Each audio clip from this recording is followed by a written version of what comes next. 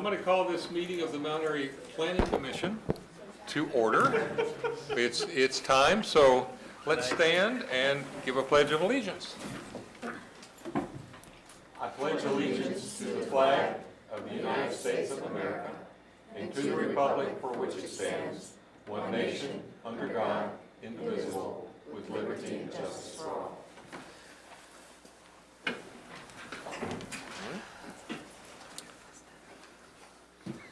Okay, Lisa got out the minutes of our January 28th meeting. Did folks have a chance to take a look?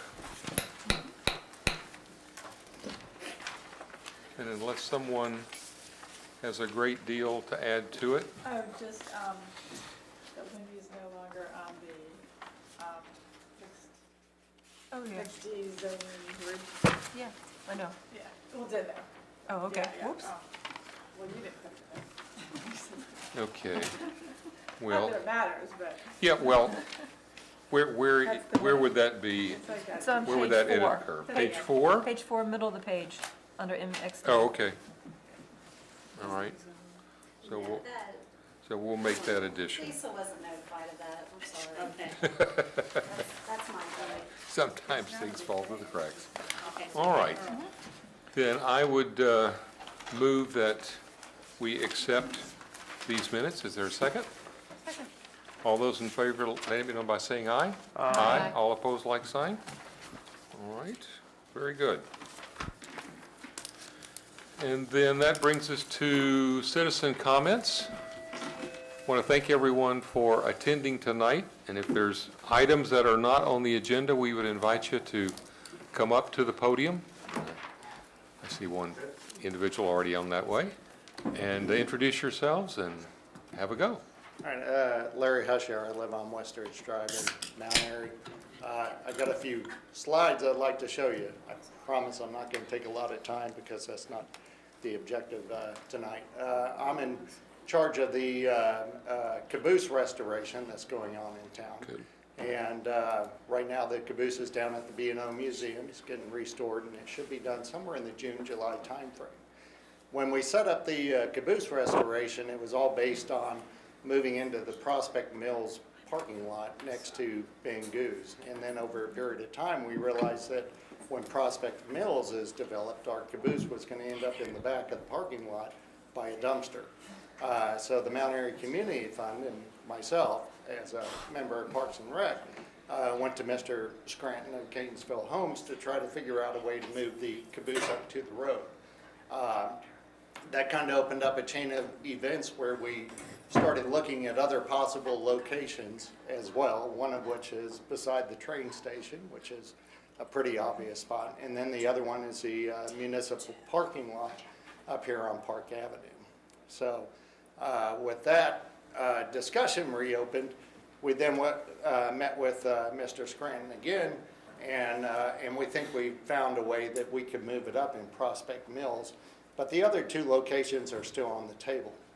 So the goal tonight is to have the Planning Commission invite Mr. Scranton to the meeting next month so he can explain how he would alleviate any parking issues and fit the caboose into Prospect Mills closer to Main Street so that it becomes a real attraction to the town. So anyway, what I've done is I've taken a caboose and pasted it into these 3 different locations. And I shrunk Peter Helt way down and blew everyone else out. I love it. So, anyway, go ahead. These are in the priority that we would like to set the caboose, please.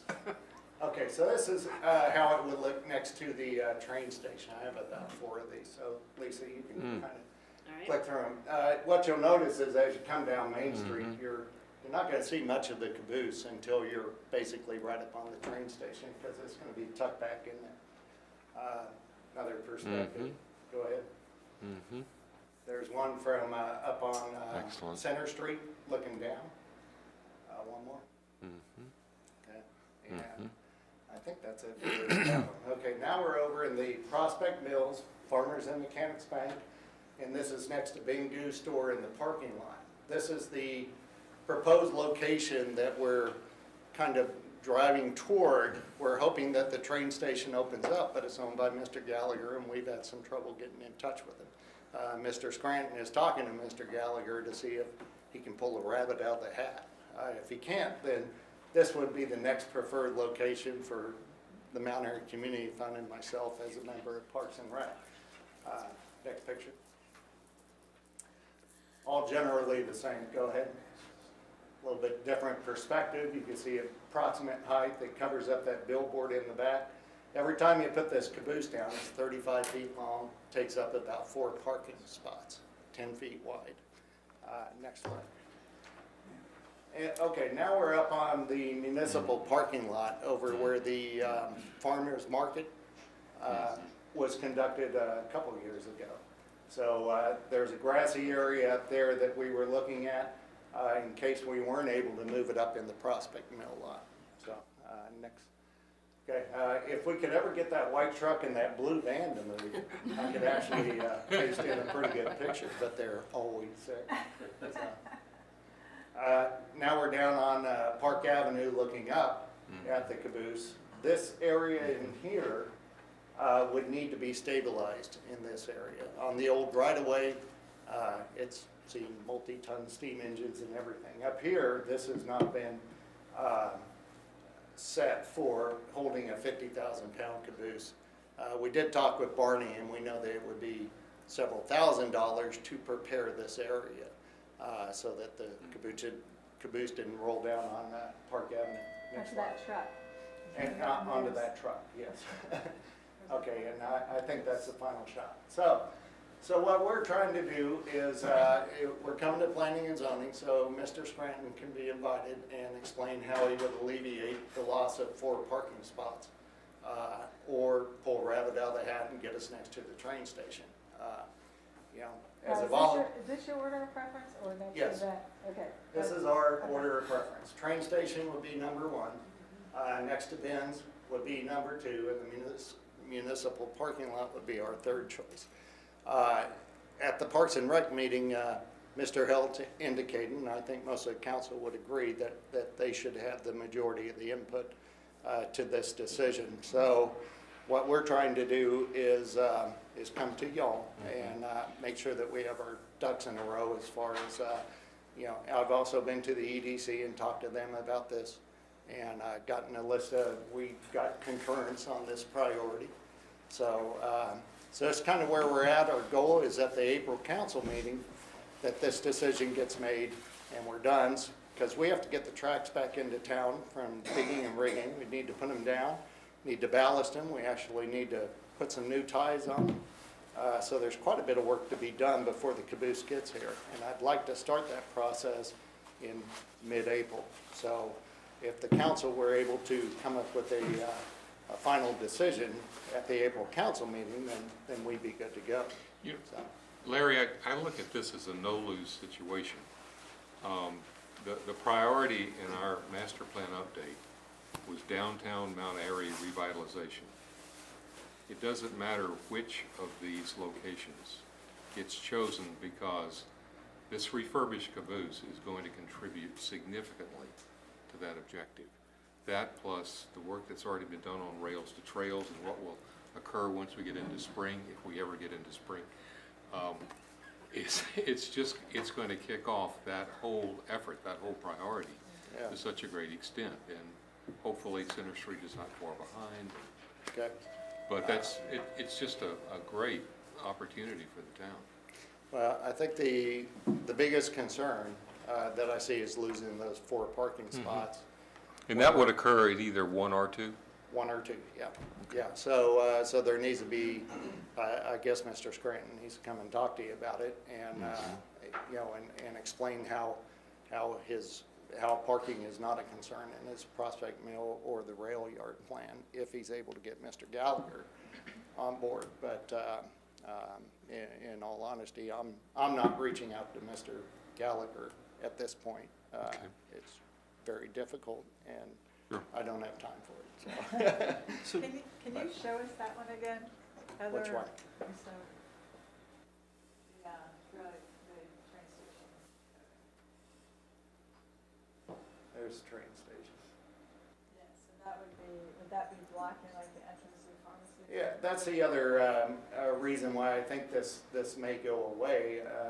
Like I said, I called it rabbit out of the hat. We're taking up 4 parking spots and only leaving 2 spots there for Mr. Gallagher's building, and of course he's running a business. He's renting these places out, so you're taking away his premier parking spots. So if it worked out, it'd be great. You know, I'm not going to fight that battle. So I'm perfectly content, and Diane Martin of the Mount Airy Community Fund and myself were perfectly content with Prospect Mills next to Ben Goose once he showed us how he could move it up to Main Street so that you would see the caboose.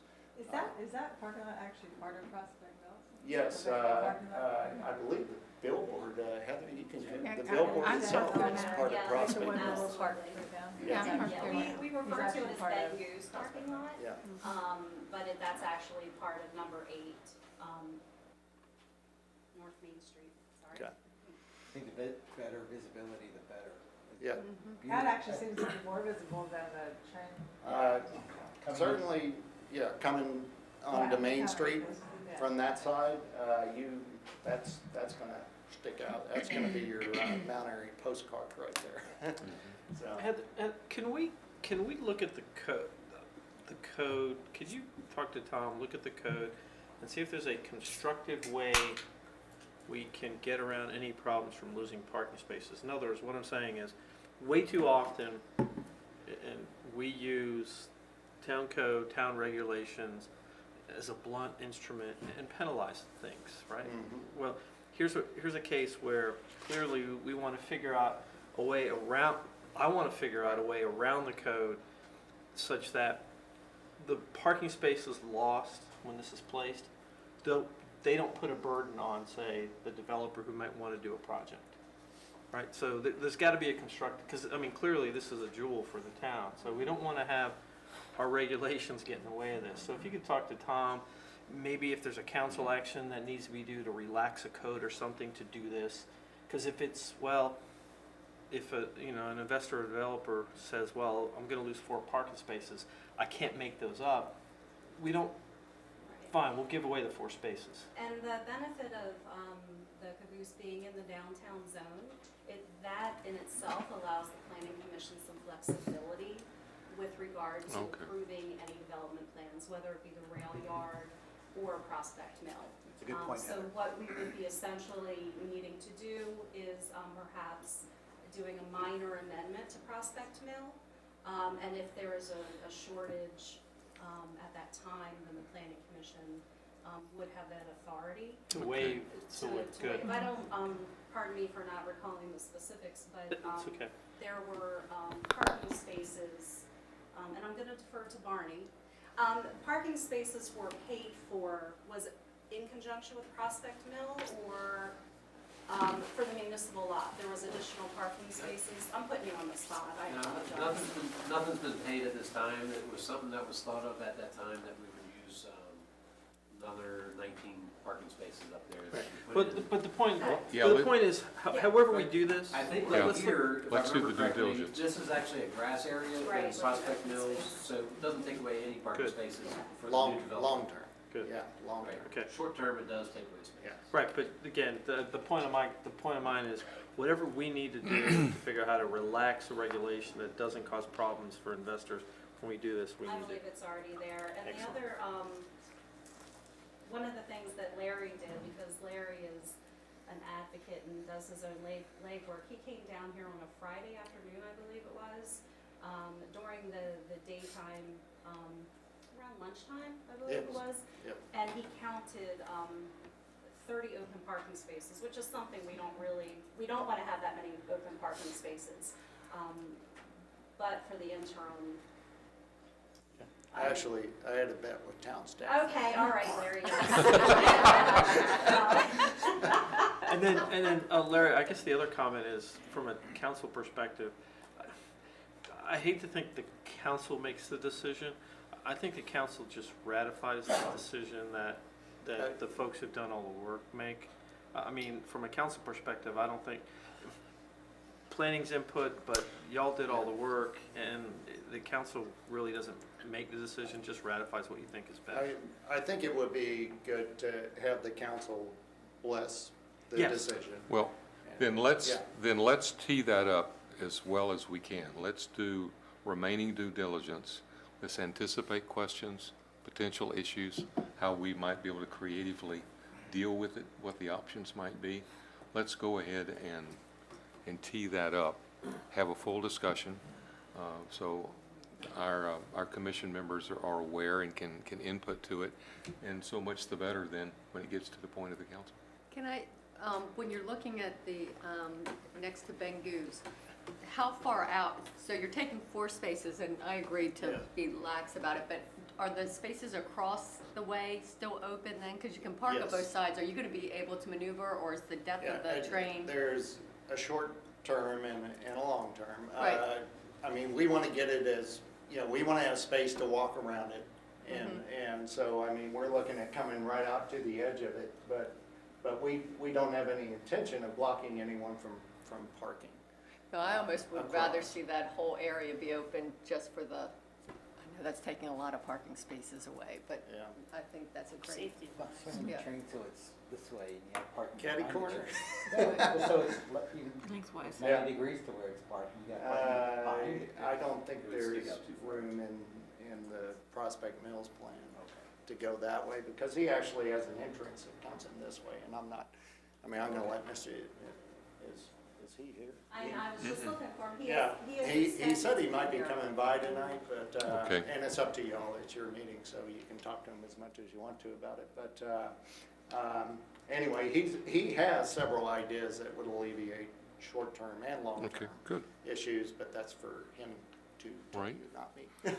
And the footprint of that caboose is 10 feet wide, 10 35 feet by 35 feet long. Right, and those parking spaces should be about 20 feet wide, so, Barney? Yeah, that's correct. Yeah, good. so Cool. there's, it wouldn't interfere with Yeah, that driveway Right. access. All right, good. Any other questions for Larry? What does it weigh again, I'm curious? The caboose itself weighs 35,000 pounds and then 7,000 on Per top of truck. it. So 50,000 pounds total. So Are you off on a Friday? I called in sick, hotel scheduling. All right, excellent. Okay, all right, thank you. Very Thank good. you. Thank you. Thank you. Any other citizen comments?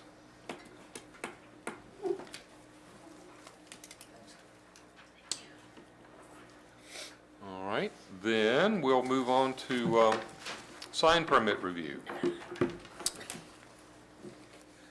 Second. Site plans. Okay. We have one sign permit. We do, and it's for chiropractic first, and Lisa, we gave Lisa 3 different presentations and 3 different places, so, Okay. I'll start talking while she's bringing that up. But this is for chiropractic first, the Family Wellness Center at 603 East Ridgeville Boulevard. The zoning, as of January 5th of this year, is neighborhood professional. And Dr. Andrew Williamson, I'm sorry, Andrew. Dr. Andrew Williamson has submitted a sign application for their office located at the respective location.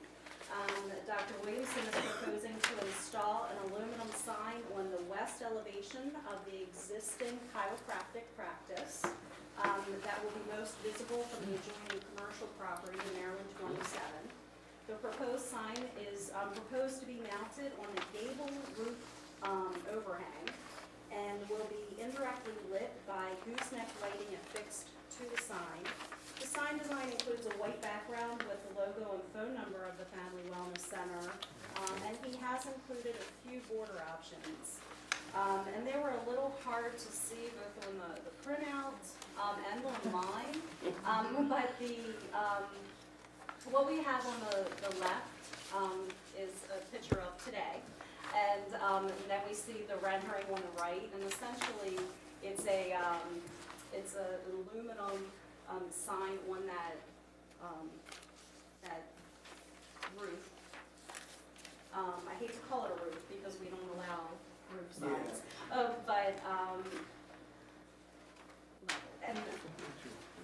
that the one with the border? This is not, yeah. Okay, so the first design that Dr. Williamson submitted was one that didn't have a border. And we spoke, and we pulled the chairman in as well. And, you know, thought that maybe a border would help close it off a little bit, help to complete it. So there are some different options of a chocolate Pantone border that brings out the lettering of the logo, as well as a solid black border. I believe that the thickness of the border proposed is an inch, inch and a half.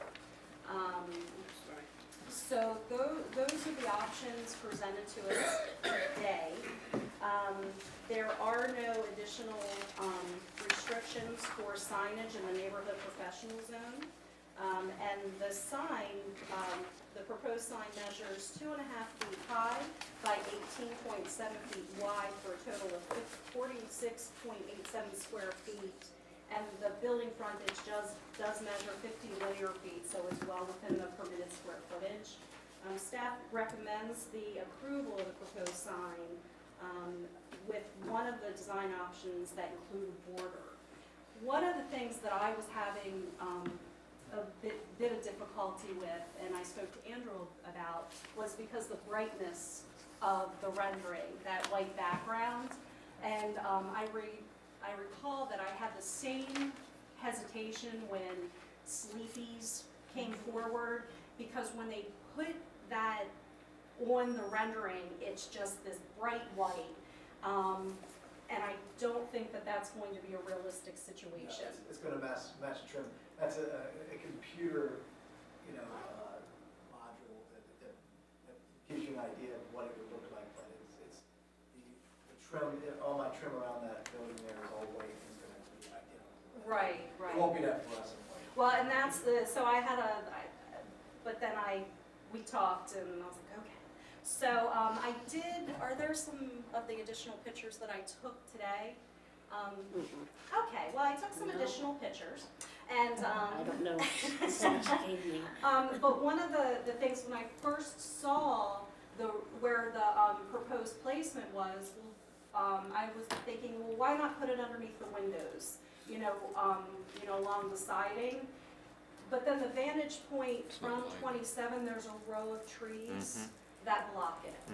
So what I did, I safely took a picture, and I went along East Ridgeville Boulevard, and the sign is most visible on 27. When you come around East Ridgeville Boulevard, you're not going to be able to see the sign when you go through that residential area. So to our residents, going along East Ridgeville Boulevard back to Conestoga Heights, they're not going to have the benefit of this sign, so we'll be maintaining the residential character of that boulevard, but it will allow some visibility along our commercial corridor. Thank you. Cool. Thoughts? Feedback? I think it looks good. Yeah. I think it's well thought out. I like it. As far as the chocolate border versus the black, is the chocolate similar to the building color, or, because it's hard to see? Yeah, the chocolate color would be more similar to the actual, The writing? the writing, yeah. I do have black shutters, so I was leaning toward black, and the gooseneck lighting is going to be black. Ah, okay. Yeah, I was leaning So towards maybe that, that but would- whatever you guys. That works. Yeah. No, black's fine. with me. That works. Okay, I All right. Make a motion? so go ahead. I'd like to make a motion that we approve the proposed sign size, material, and the one of the design options that include a border. And that's not a black border. The black border. I'm sorry, I meant to say that. All right, motion has been made and seconded to, Seconded. Is that okay with the? Leslie did. Leslie, okay, see. motion has been made and seconded to accept staff's recommendation that we approve the proposed sign, design, material with the black border. All those in favor, let me know by saying aye. Aye. Aye. All opposed, like sign. It passes. Well done, good design. This way my son can stop wearing something. Oh, Thank you, Dr. Williamson. Thank you. very, very nice. All right, good. Good, good, good. All right, and that's our only sign permit, and we don't have any site plans tonight. That's really our only action item tonight, Chairman. Okay, cool. And I noticed Mr. Scranton came in a little bit late after Larry was here. Larry teed it up for you. We're, He gave me the update on the way in. good, good, good, good. Well, we're ready to schedule some presentation time with you and talk through some options and considerations. Okay, then we're ready for our planners, and I think first, Heather, you wanted to, you could share a 2014 overview of annual report? I did. Every year, or with the beginning of every new year, we submit our year in review or annual report information to our county. So I just wanted to give you some highlights as to some projects that this body may have them. So, Lisa, actually, it would be 1 year ago tomorrow that the commission approved the facade improvements for the Carroll Health Group at the Peacock Center. We haven't seen any action or movement on that as of yet, but please be assured that they are moving forward. They're just in the midst of some internal reconfiguration scenarios. So that is still moving forward. And this should look very familiar. This is the Mount Airy Eye Care Medical Building, and this is up at 1507 South Main Street. So Dr. Coleman is leaving his leased space along Ridgeside Drive, and he is building his own building, which is really excited, and we're pleased that he's staying within the town limits. But I'm really looking forward to see that. Do you have a new time frame or? I don't have I know construction is, if not already begun, it should be very soon. Okay. They've gotten permits, there's nothing pending, they're ready to go. Wasn't it, there was a slight hang-up due to the stormwater management issue? Yeah, Okay, yeah, and that was with the county, but they resolve that. did. Okay, good. And then Ultimate Electric, this is in the Twin Ridge Park, and this is actually, this project is complete. I apologize, I couldn't get a finalized product picture for you. But they added a 4,000 square foot addition. Right. So that came to you in April, I believe, and it has been completed just recently. And then the Willard additional chemical storage tank, that is complete, and they are up and running. So, and this should be familiar to you. This is the proposed elevations for Lot 7 of Twin Arch Industrial Park. This will be on the rear portion of that lot. So we'll have additional self-storage units, and I believe they are seeking their grading permit by the end of this month. So hopefully things will fall out and they can move some dirt soon.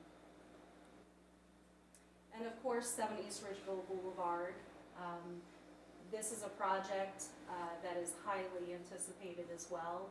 I believe we're going to see movement on this most likely in spring. Mr. Foreman is, waiting for the winter to pass us by. But this is a highly anticipated project, and the Planning Commission should be commended for their realization that there were some site constraints and with parking and some setbacks. So the Planning Commission's willingness to, make some allowances, make this project move forward. And Jiffy Lube, I'm sure, I don't know if anybody's gotten their oil change there, but the addition is up and running, and the pavement situation has been rectified. Our town inspector, Rachel, went out there the day after Christmas when town hall was closed so that they could pave and get that finished up. So, happy to say that that's complete. This is something that the Planning Commission didn't deal with this year, but this was something notable that happened this year that I think is huge. We got our new middle school, so that's pretty amazing. And I had actually forgotten that happened this year until I went back. So it probably feels like an old shoe by now. The land from that entrance, directly across from it, the open field that's still fenced off, are they gonna unfence it at some point for the kids to play in? Do you know what they're doing with I that? don't know. I can reach out to Bill Yeah, Kane. I'm curious, please. Yeah, I mean, it's a great place for kids to play, and it's still fenced in. So I'm assuming they were waiting a year or so for it to stabilize, but that's where the old school I'll was. reach out to facilities Okay, yeah, management thank you. and have an update for you.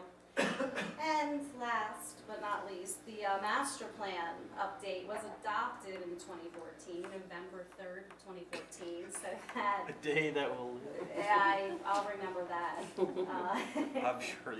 But the Planning Commission and Town Council were of course instrumental in that. So that was a huge highlight.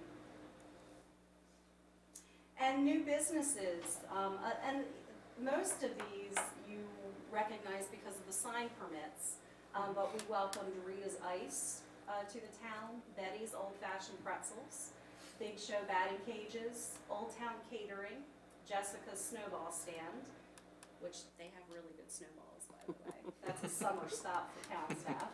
Comics to Astonish, George's Girls, a jewelry store right down here in downtown Mount Airy, Johnson's Used Appliance and Repair, Weichert Realtors, and the Goddard School. So, and then ordinances.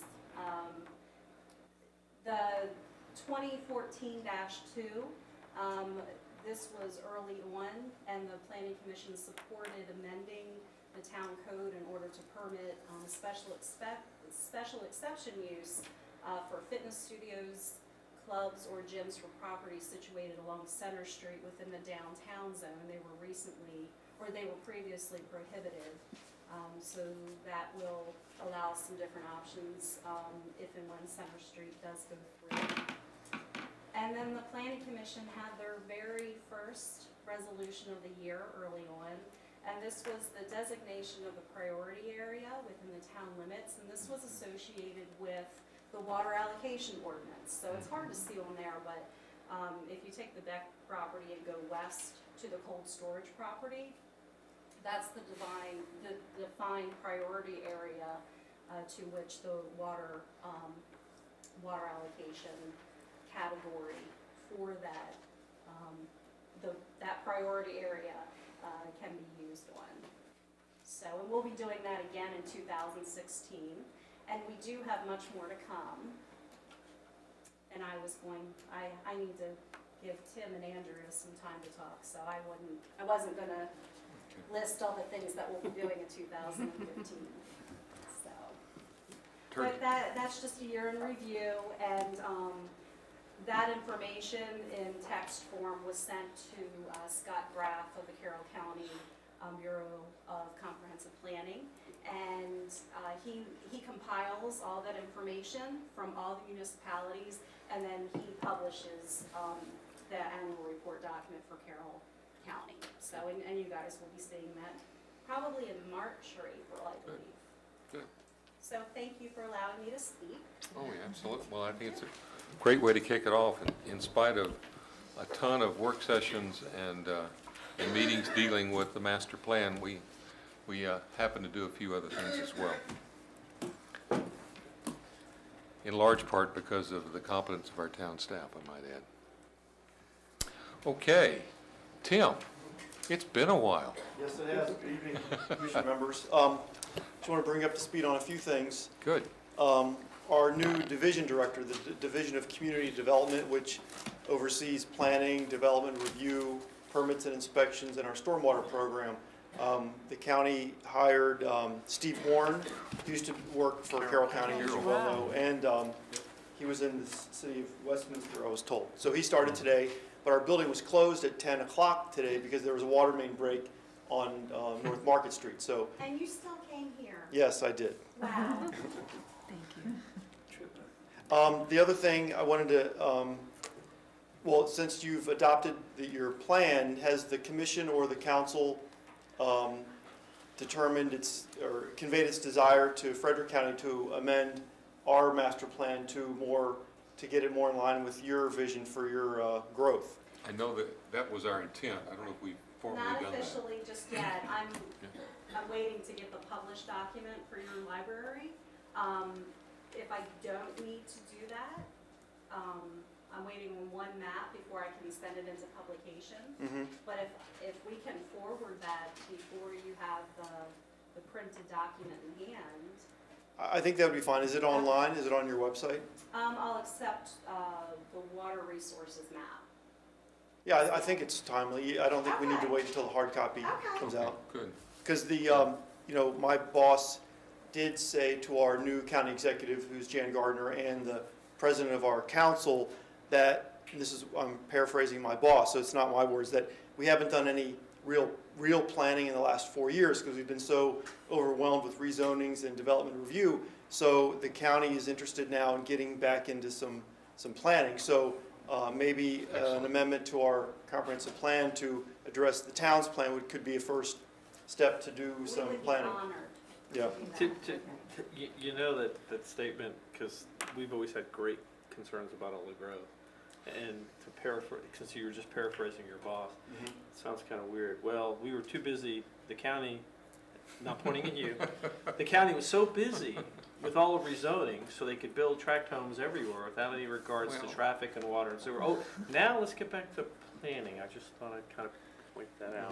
But the timing is ideal because our intent is to foster a more regional discussion and reach out and work more closely with both Carroll County Planning and their commission as well as Frederick County. So the timing's perfect. Yeah, and we're working on our annual report also, so we'll send a copy of that to Heather. We'd like to get a copy of yours too. Absolutely. I'll send you the slideshow. No, I'll send you the, basically what I sent to Carroll County. Sure. If you have a specific format that you collected, I'm happy to. Yeah, we don't incorporate a whole lot of town municipal data into the county's annual report. It's mainly just county activities and functions. Okay. That's about all I had, unless you had other questions. Couple of them. Any update on the rain tax stormwater management from a Frederick perspective? Well, that the commissioners set it at 1 penny per property per year. I haven't heard of any movement to change that. I know the county has appealed the issuance of our stormwater permit. MDE issued, I think, along with Carroll County and some others, a new stormwater permit, and the county has appealed that. And that's just a procedural thing, that's just part of the process with those permits. Because there's some type of suit that always comes out with the permits. So that's just a procedural thing. Mount Airy's into Carroll County's. We are part of Carroll County's permit as a tier 1 and so we've already entered into the same thing with Carroll County. Right, but on the Frederick side, we're still up in the air. No. Frederick side is part of Carroll County.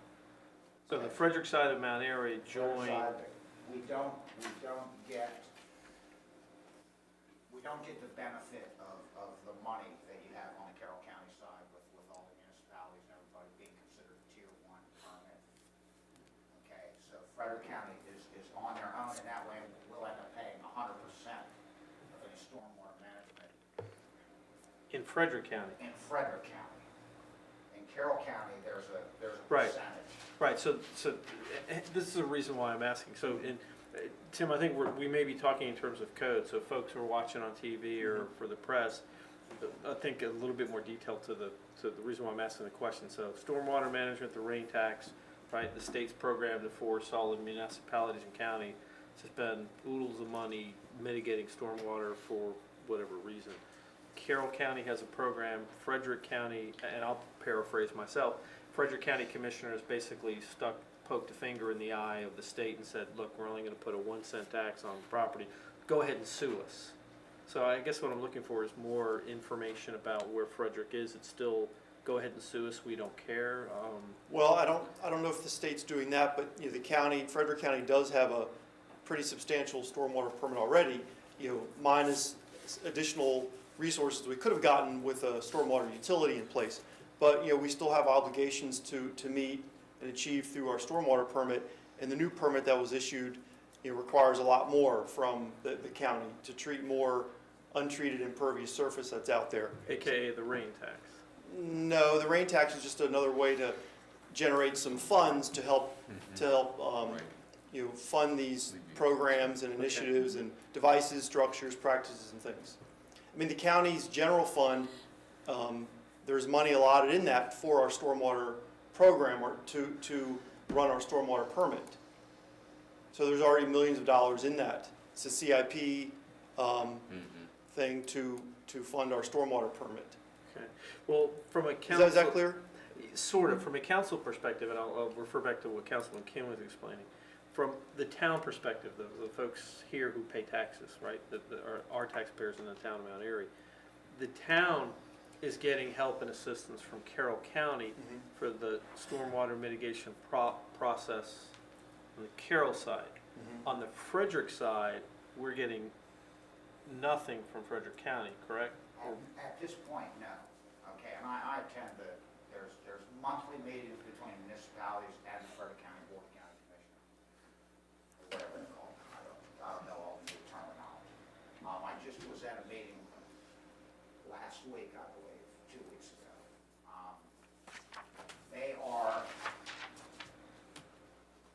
They did not become, all of Carroll County's municipalities signed on to team with Carroll County. Frederick County has not offered that yet or thought about that yet.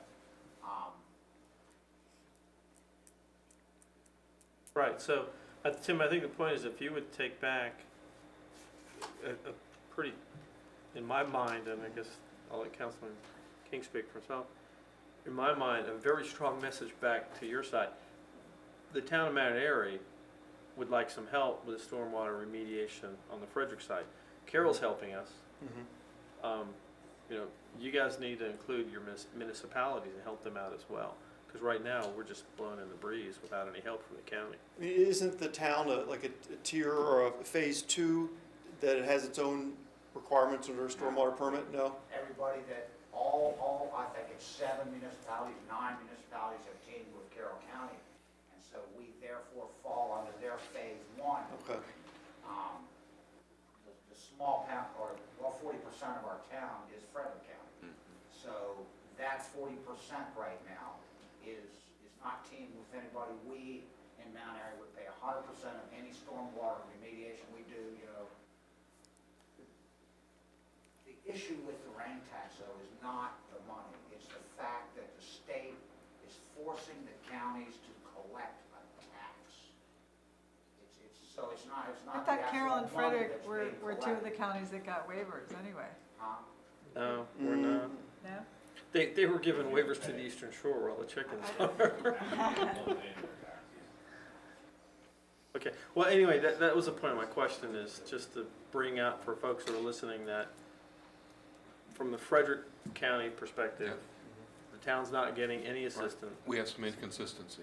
You know, Carroll, and you know, in light that, you know, the previous administration in Frederick, and I'll use the term hell-bent, we're hell-bent trying to let development go everywhere. So, hey, come on in, build anything you want, don't worry about the roads and the infrastructures. We've already talked in terms before, and you noted that, well, when all this development and rezonings were taking place, they ignored, say, Interstate 70. Who cares what happens on the traffic there? So I find it ironic that Frederick's done that in the meantime to help us with, fundamental infrastructure problems. We don't get any help, so. Which triggers a thought, Councilman, about one of the last meeting, or a couple meetings ago, it was canceled, I believe, because of the weather or something.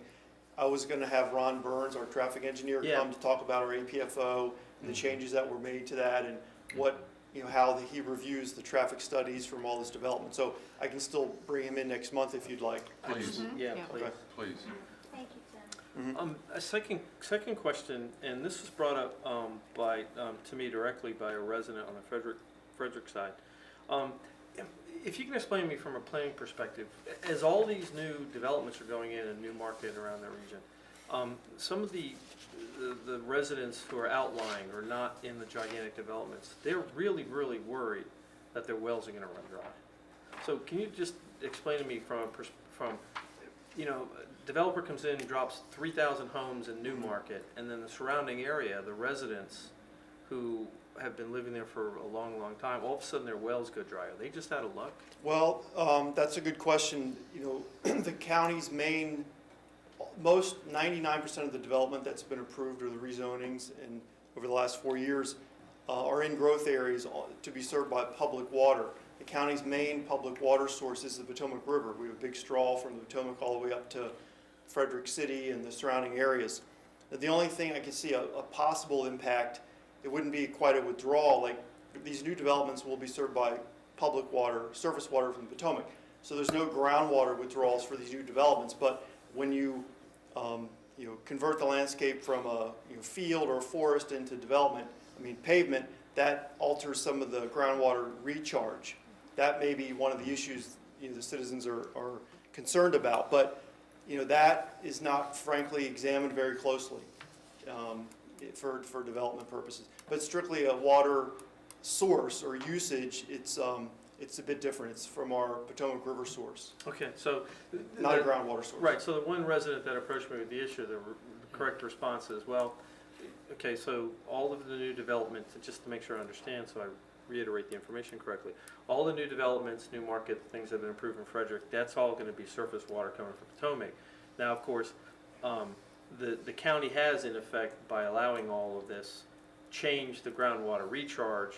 So, and they really don't pay attention to groundwater recharge. So yes, you could be out of luck if the change to the groundwater recharge is such that your well runs dry, and in that case, you're just out of luck, right? Well, there's Your another possible solution, depending on where these existing developments are and where they lie in relation to the new development. There could be opportunities for these existing homes to connect into our public source. If the adjacent property is developing and the lines are right there, that could be a possibility. If there's a well failure or septic failure, well contamination, that's a possibility too.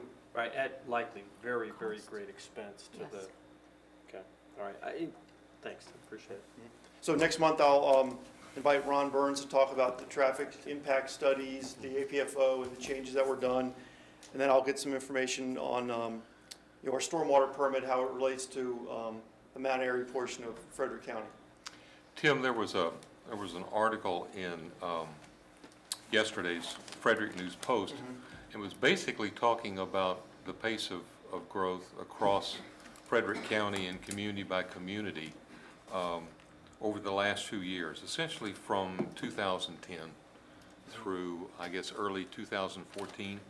And so it showed it year by year, all the communities.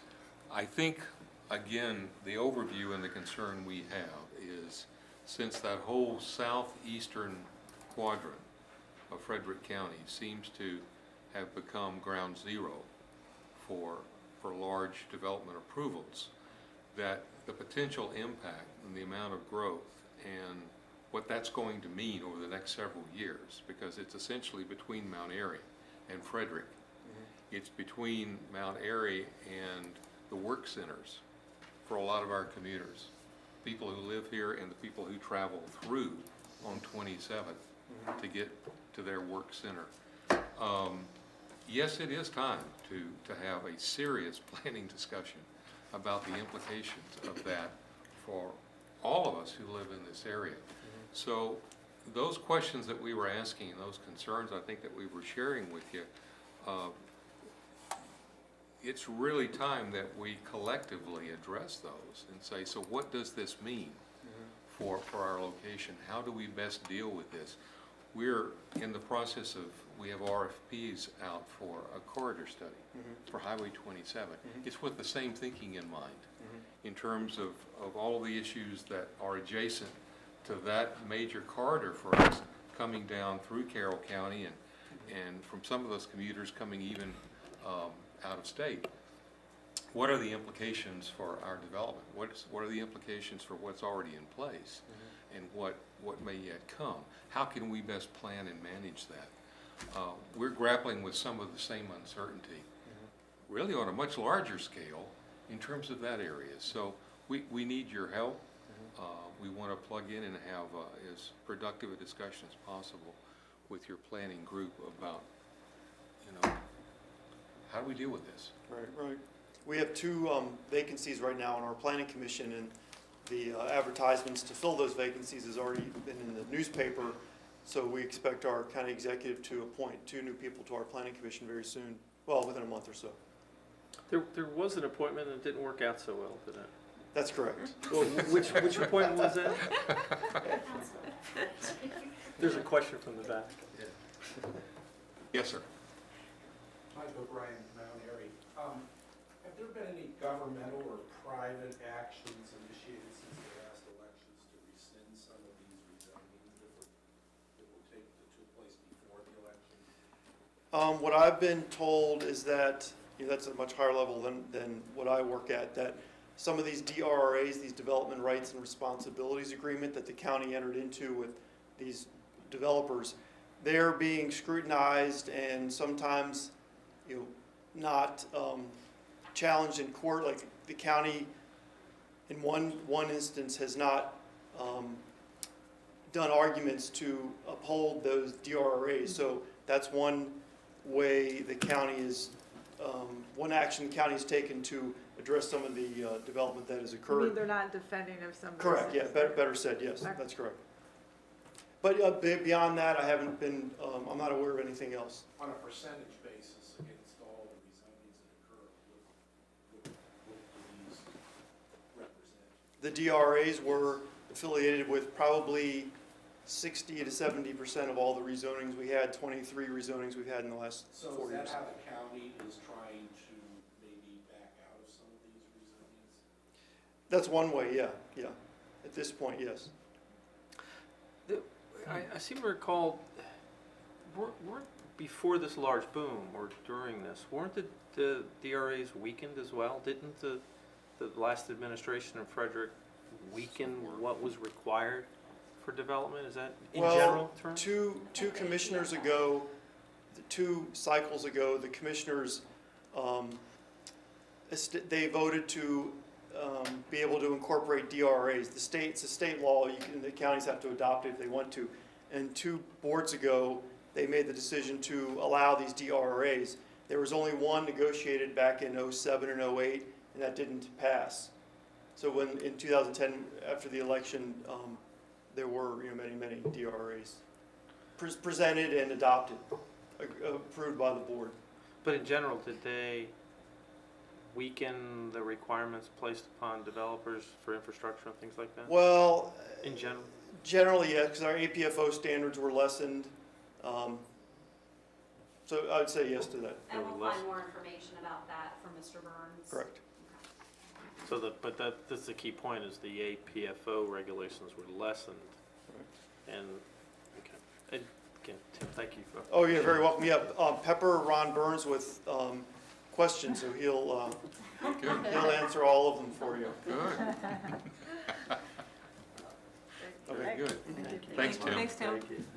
Appreciate it. Before Andrea gets up to speak, Tim and I have been, Tim requested some information from the town with regard to their or triannual water and sewer update. So he, Andrea, and I will be working together. It appears that perhaps MDE isn't necessarily realizing that the Mount Airy in Carroll County and the Mount Airy in Frederick County is actually the same Mount Airy. So we'll be finding out the best way to communicate that there is only one Mount Airy and that we've met our requirements. So that's just one example of how Tim, Andrea, and I do need to work more closely together on these issues. And then one thing that I'm not sure about in March or April, we'll be getting back to the tier mapping. That's part of something we have to do. So the three of us will be approaching that with the Planning Commission to come into compliance with that. So. Tim, one question I meant to ask you. From time to time, as I'm looking at the news from Frederick City and Frederick County, I see the topic of sustainability spoken about, maybe more so with regard to the city. Is that also a topic? Is that also a planning issue, a goal from the county perspective that y'all are investing in, you're giving some thought to? And if so, that might be another area of utility to, share with us and help us see some of the perspective you have. And Well, I know the city hired recently a sustainability program manager, Jennifer Willoughby. She used to be with the Interstate Commission on the Potomac River Basin. But the county has a sustainability commission as well. It's within our, within that community development division I mentioned earlier. It's the Office of Sustainability and Environmental Resources. So that houses the Sustainability Commission and their staff, as well as our stormwater permit. And there's actually, I got at the end of last week, there's a kickoff meeting, and I have yet to submit to the Planning Commission, but it's from Frederick County. And it's like a green meeting, or they're launching or relaunching their sustainability community or sustainability initiative. So there's a meeting. Yeah, it's a new, it's one. End of March. Yeah, it's a program that the Yeah. Sustainability Office has. Yeah, But the so it seems Sustainability like Commission's been around for probably 6 years. Yeah. More active on times, less active on others, so. Yeah, I think they're gearing back up so that I'll be forwarding that to everybody. It doesn't conflict with the Planning Commission meeting, so that's good. So maybe we'll see you there. Yeah. good. Good. All right, thanks. Andrea, your turn. I don't have nearly that much to say. Just want to let everybody know our master plan is going before the Board of Commissioners on Thursday. They have to make a decision. They either need to approve the plan or revert it back to the Planning Commission. If they choose to not do any action, it is automatically adopted. We thought it was going to be last Thursday. No. So No, maybe- well, me too. No, we were all there for the conversation for the last 2 weeks, but, yeah, no, so this Thursday, they either have to remand it or adopt it, yes. So, here's hoping that by Friday we have a master plan. Water and sewer master plan, I am still working, very hard on this. However, I am doing the finishing touches to get a draft to my supervisors, probably by this week or later, next week. And Mount Airy's okay in that draft. yeah, no, there's no changes to Mount Airy. MDE, like I said last month, MDE did not request any changes for Mount Airy, so, but just to make sure that the town did receive the letter that we sent, it was addressed probably to Monica, but, it was about talking about that we're planning in the spring to move forward, and that if anybody needed a clarification letter from MDE, you can work with us directly.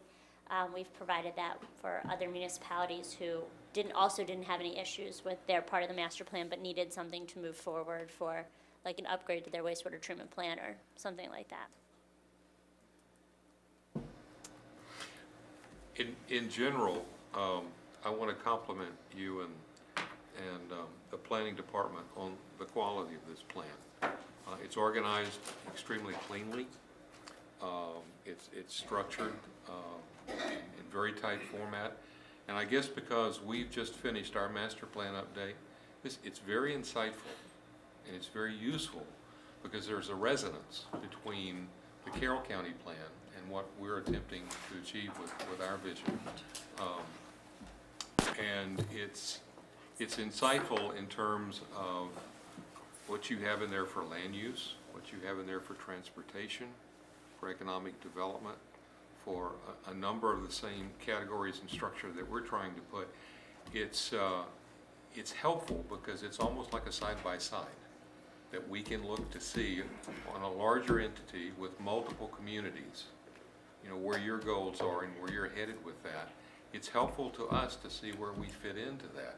It's also helpful, I think, in that it gives us a sense of how we would complement that, how we can achieve the vision and the goals that we have, but also hopefully be in step with what Carroll County is trying to achieve. It's the same kind of resonance that we also want to achieve with Frederick. We just have the benefit of you finally completing yours in the similar time frame as we have with ours. So it's insightful from that standpoint, but good job. Thank you. Really good job. I also wanted to speak to one thing that you were talking to Tim about. I kind of raised my hand, but figured I could just say it now. Speaking about the cost that somebody would incur if joining the system, the public system for water or sewer, it is a large cost. But I know that Carroll County's health department has the ability to tap into like some of the flush tax, so it does provide some relief to people who are doing that, who have to, you know, for whatever reason are hooking into the system. So I'm not sure if Frederick County has the same, but there are resources out there for people who are joining into the system. So it wouldn't be as expensive as it might be regularly. Yeah, it was actually, I appreciate Tim's comments. It's actually eye-opening that when they did all this development, they didn't pay attention, or there wasn't any emphasis or look at groundwater recharge areas. And you know, if you think of somebody who's had rural property for generations. It could be a taking, couldn't it? I'm sorry? Could be a taking. Could be. Yeah. They might have some recourse. Of course, that would be expensive too, but. Right. Yeah, it's just eye-opening that, you know, among the things, the rush to do all this in Frederick. Well, I was just speaking at it from the perspective, I've been dealing with some properties in Tawnytown that had to hook into the system because of contamination issues. And so they are taking advantage of the grant opportunities that are available through the health department. So I just want to let you know that there are opportunities for people to have some relief in this sphere. Yeah, because we recently had an issue in town where we had a house just outside of town limits. Their wells ran dry, and they, MDE in a sense, forced the town to hook them up. But of course, they paid all the fees, including the town's attorney's fees, and it was very, very expensive.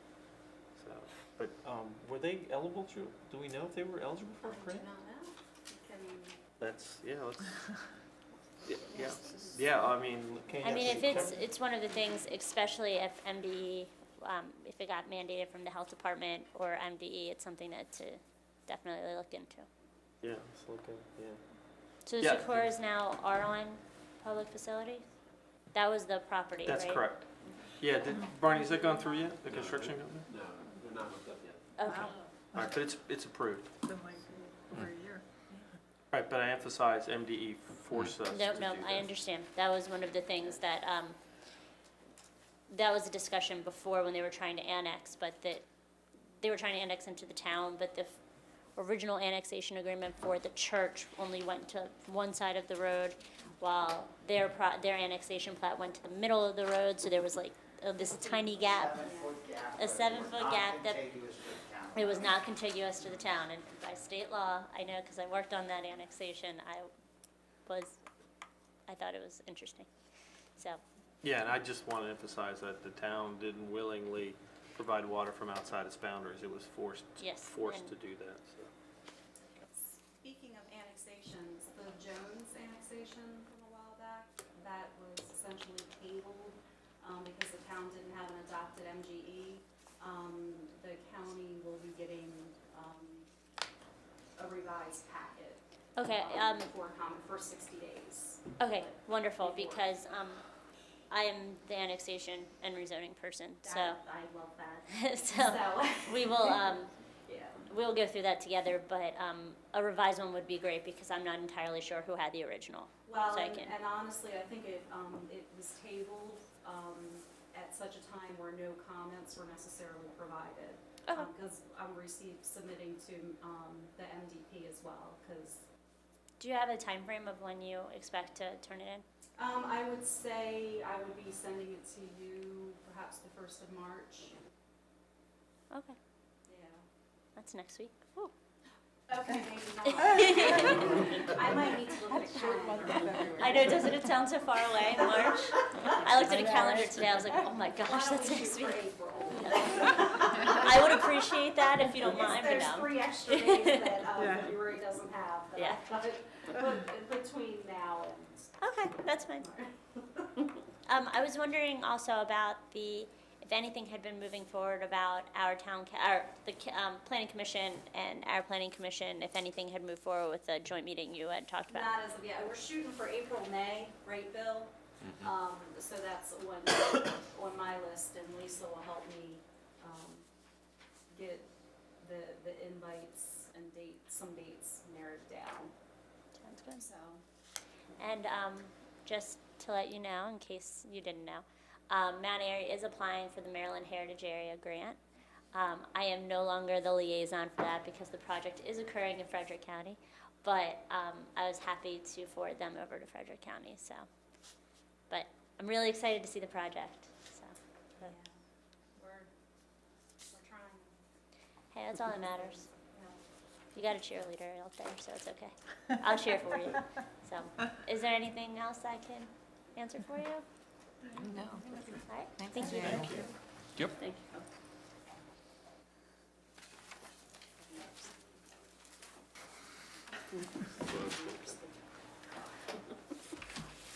Okay, that takes us into the new business section. And we wanted to kick that off with some general discussion, an overview of our own Mount Airy master plan goals, as well as starting to tie in to the extent possible, now that we have an approved town master plan, with the county plans, and making some connection there. It also gives us a chance, since we're fairly early in the year, to sort of look out over the next several months and speak to what we would hope to accomplish during the course of the year, and maybe what the sequence might be, and that sort of thing. We're going to be talking here in a minute about where we stand with, the subcommittees do with our MXD and OPE thinking, but clearly those are two critical areas to finalize in terms of what we think is appropriate in terms of those new zone contents, and then have them ready to apply, because they're going to be critical to taking action on what we thought were the priorities in the plan. So, I mean, jump in where you see fit in terms of what you'd like to see us accomplishing this year, in terms of the obvious pieces. What do you think are the priorities, and what do you think is the sequence in that regard? Because I think there's a number of things that we want to achieve with regard to our planning and our implementation of it, that also is going to be complementary to working with both Carroll County and working with Frederick. I think it's all teed up fairly nicely in that regard. Did any of you get a chance to dig into this at all? We don't have copies. Yeah, it's a little hard to read 174 pages. You don't have to. You don't have to. I read a little bit of what you There's- referred to, but can we get copies of it? Or- You got a copy, I see. I went up and got it. I did. I drove up and I called up first. This actually, So we gotta drive up to Carroll County again? this is Okay. actually the August copy. We're gonna get a bunch. But, We should have got, Let me know how many. okay. yeah, All right. We should have asked Andrea before this meeting. how many? Yeah. I'd I like want a one. copy.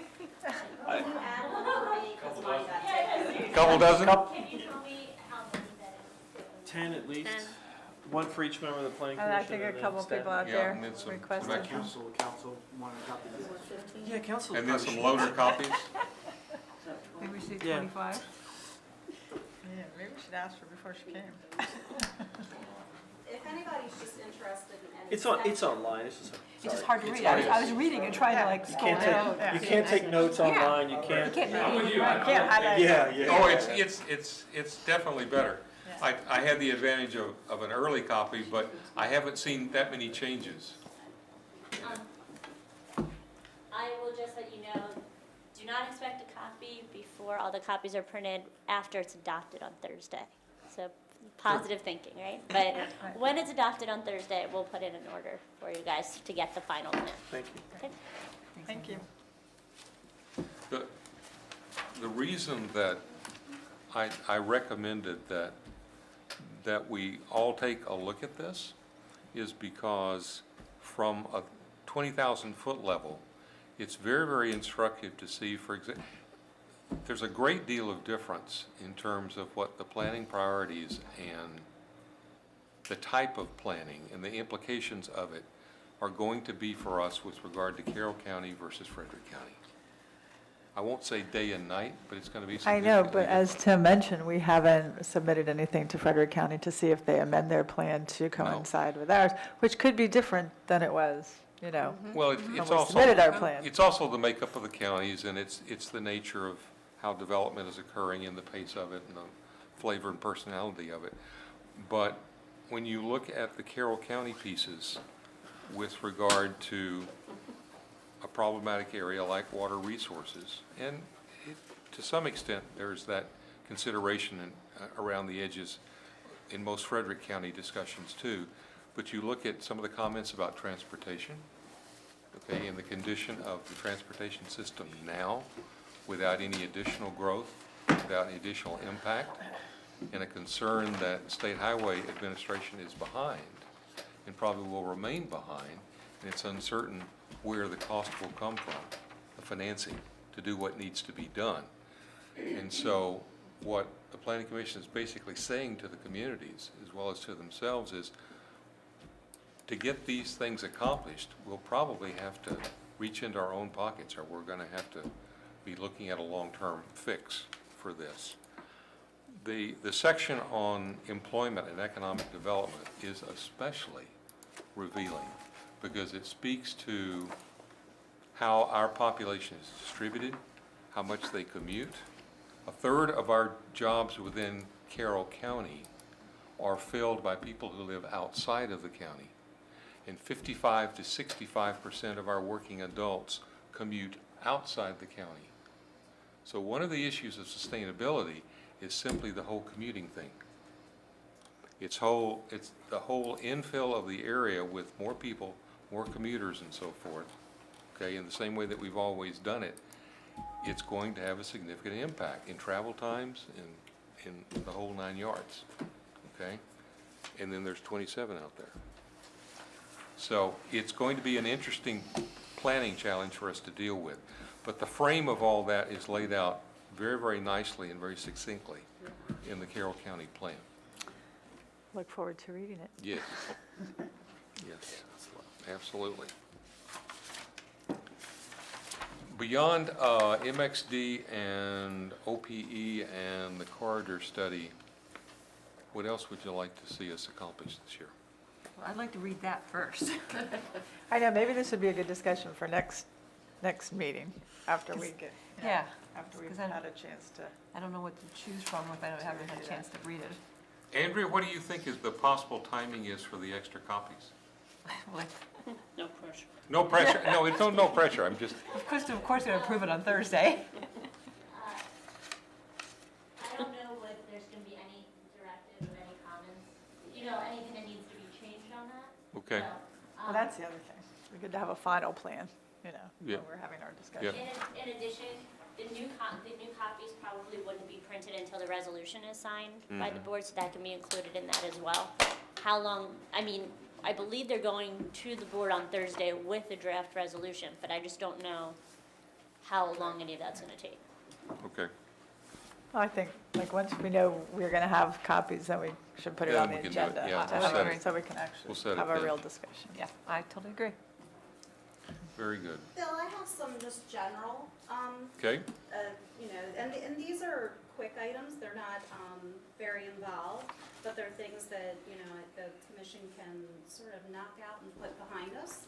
MXD, not that that's quick, but MXD is at the forefront. Our tier mapping exercise, which we really need to get that done, and that's, that was a Senate bill a couple years ago. Right. So we need to get that done. One of the things in the master plan is revising our wellhead protection ordinance. So that's something that I think is moderately easy we can do. And one of the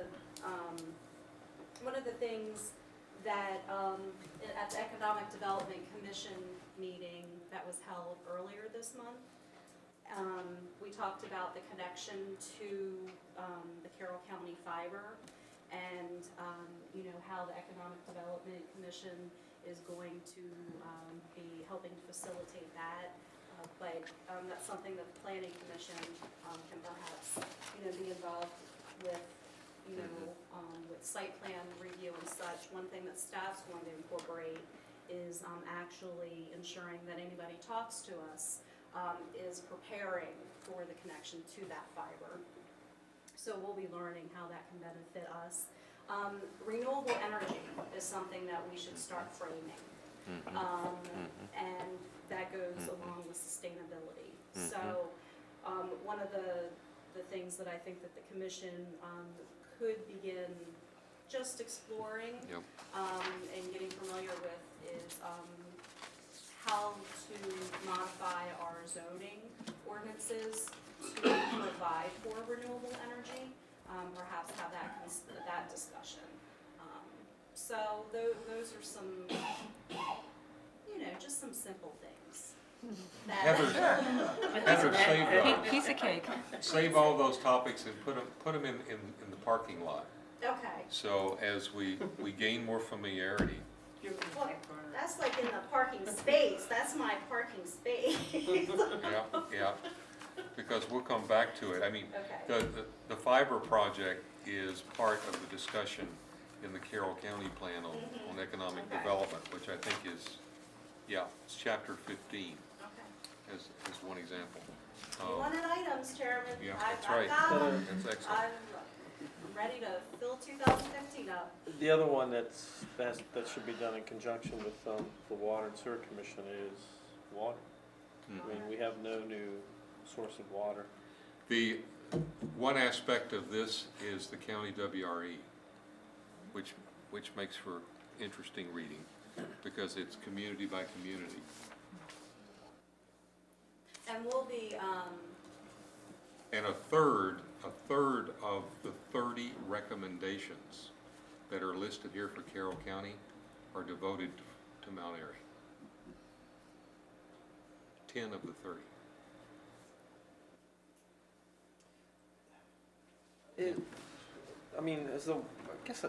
Bob, we started really talking about the next source of water. I mean, I know we've kicked around some ideas, but do we? No. We've talked about it a little bit, Martin. Tom and I have to get together and work on something and start moving forward on that. Okay. Because we have, future economic development is essentially frozen unless we acquire a new source of water. Absolutely. Now, along with the new, again, I'll speak from my council perspective only, with a new source of water, there's a potential for residential development, which I see no need for anymore based on the people that However- told me. I think you've actually dealt with that issue. We have. And this board has the authority to not go with residential development. Well, we have an ordinance. We haven't been challenged on it yet, but, and you are gonna have Harrison Lashir coming in, maybe, you know, Maybe. that's in the process too, but I would like us to be able to make our decisions on Harrison Lashir, not based on 150,000 gallons of water. Like, you take that out of the mix, develop a water source somewhere. You know, and you guys, you have to decide. For years and years and years and years, we have used water as a planning tool, which it is not. It is a resource. So we have to decide where we're going to go with this. And probably, you know, you guys kicking around the discussion would help us in EDC on what we want to do and help us in water and sewer on what we want to do. Yeah, good point. So the most likely choice, whether or not we do it remains to be seen, right? Is Harrison LaShire is the quickest access to a decent amount of water, which I think would really be put us towards the capacity of the water and sewer plant. If we don't, but we need to make a decision there and then. If we don't do that, then we need to think of something else. Take a look at this as well. Okay. In the water section, because that will help broaden the perspective. But it's a point well taken. Let's clarify the value and the strength, though, of the ordinance, the water allocation ordinance that we have. Well, and just as on an aside, the Water and Sewer Commission is coming before the town council at this meeting. The Water and Sewer Commission has approved another $20,000 from the 2020 plan. Now you're holding on to that 19,000 of last year's allocation, plus this 20 is about 39,000. So the value of this ordinance is that it's greater than the 20-20-20 need. It speaks to the ability of town staff to make recommendation as to what's available, what our capacity is to work with at any given time. It gives us the latitude to identify from a prioritization standpoint. And I think it also gives the council the authority to say, you know what, how about instead of, 500,000 gallons of water, or whatever we will have some authority to control how much water is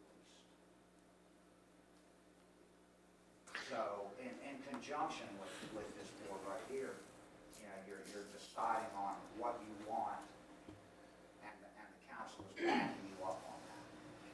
But it's a different frame of reference. The ideal would be that you have the latitude and you have the flexibility to follow through on the priorities that the community as a whole and the town leadership deems to be most appropriate at a given time. But you provide yourself with the capability to follow through on that. If you don't have extra bullets in the gun, you don't have those choices. You don't have that latitude. You don't have that flexibility. It's an ordinance, it's a set of tools that's appropriate to a vision that you're laying out in your new master plan. Well, and I think what it requires the town council to stand up, it requires this board to stand up, it requires EDC to stand up and be counted, and what we want for development in this town, what we don't want. I think you'd be very hard pressed to find anybody in this town that wants to see $500,000 homes on half-acre lots spread all over the country. It's not what we want. Okay, we want economic development downtown, but we also want to free up whatever comes in the future 10 years from now. Those groups, which some of us may be here, some of us not, they will be able to decide what they want for Mount Airy at that time, and they'll have the resources to do that. I would also like to find ways to have Center Street open up. I think that's long past due. Oh, yeah. Oh, it I'm is. not sure, Lindy, how you're feeling about that, but Oh, yeah. I feel, but that's going to tie directly into economic development and really help rails to trails. It's going to help in immeasurable ways. It's a centerpiece, no pun intended. So Tony, to your point, last council meeting, we had talked in broad terms about consensus on different areas, and it was kind of a spot quiz. One of the questions I posed to the council was, from a consensus standpoint, Center Street. So we use town taxpayer money for punch Center Street through, or no? The answer resoundingly was no, Center Street, to punch Center Street through, it should be done by whoever develops the Right, 'cause what's the property. cost of opening up Center Street? Right, well, but the council, it was a uniform consensus that the council does not spend taxpayer money putting it through its development that would pay. So try to encourage development to come in to open that road Yes. for us. Yeah, because the council simply did not want to spend How much taxpayers' money. How much road do we need to open? It's only about 1,000 feet. And how much does that cost roughly? We're just gonna say about $1 million. That's a hill, it's not straight flat land over there. That's true. Yeah, but Tony, your point, I think your point is that since we're just talking about broad topics, is, yeah, we should try to find a way to help that along. But the council was clear, it will not spend the citizens' money to do that, which right decision, I think. So, I'm curious because here's some last year's under old business. But am I supposed to talk about mixed D under new business before we go to old business? Because I have some OPD questions. I was moving it to new business because we have a new draft. Okay. That's just what I was doing. I mean, do you still want to discuss that, I guess is my question. MXD? Yeah. Absolutely. Absolutely. I wasn't sure if we, yeah. Go for it. Was there, when, just, I want to go back for a second. I read in the Messenger that, so council doesn't want to spend taxpayer money on Center Street, but there was something else that some people did want to spend taxpayer money on. Now I can't remember what it was. Not you, but like Peter Helton. Do you remember what the other discussion was? Flatiron Building. There was. Community center was one of the items that we all depended on what we're talking. And this, you have to kind of weigh this, because if you're talking a $10 million community center, not one person wants it. Right. Okay, if you're talking a much lower price and we don't know what that is, Right. then we're interested. And you guys are doing a study on all that, Every one right? of those things has a balancing act. The same with Center Street. It was about 4 or 5 items that we talked about. Yeah, I can't remember what the other one was. as you said, as Councilman King said, yeah, one of the topics was discussed was, in general, yes, the council was interested in examining the cost of a community center. It seemed to me. Yeah, that wasn't the Yeah, tax but one. I mean, on that one, it seemed to me that there seems to be a growing consensus, and this is just my opinion, there seems to be a growing consensus that, look, we have to do something with the Flatiron Building. Right. There's a clear groundswell for support for community center. There's kind of a growing Well, consensus see, I mean, towards doing that. that should be public money, because that's not some developer coming in and wanting to I develop. I mean, believe that's there's a public. consensus, yeah, there's consensus on the council to do that. Now, Yeah. the challenge is, how big Well, right, within do we reason, build it? right, yeah. And one of the reasons why I've started the, whole financial planning discussion Right, was that was the trying to context, yeah, determine yeah. what could we afford? We have to put so much in reserve, Right. so much for this and so much for that. So what can we afford? Because, and that's all Right. part of that general discussion. It's not just the construction, it's the continuing operating costs. That is, That's Right. where your big money comes Yeah, from, yeah. is the operators. Mr. Scranton. I have a question about the community center. I haven't been active in that discussion. You gonna build it?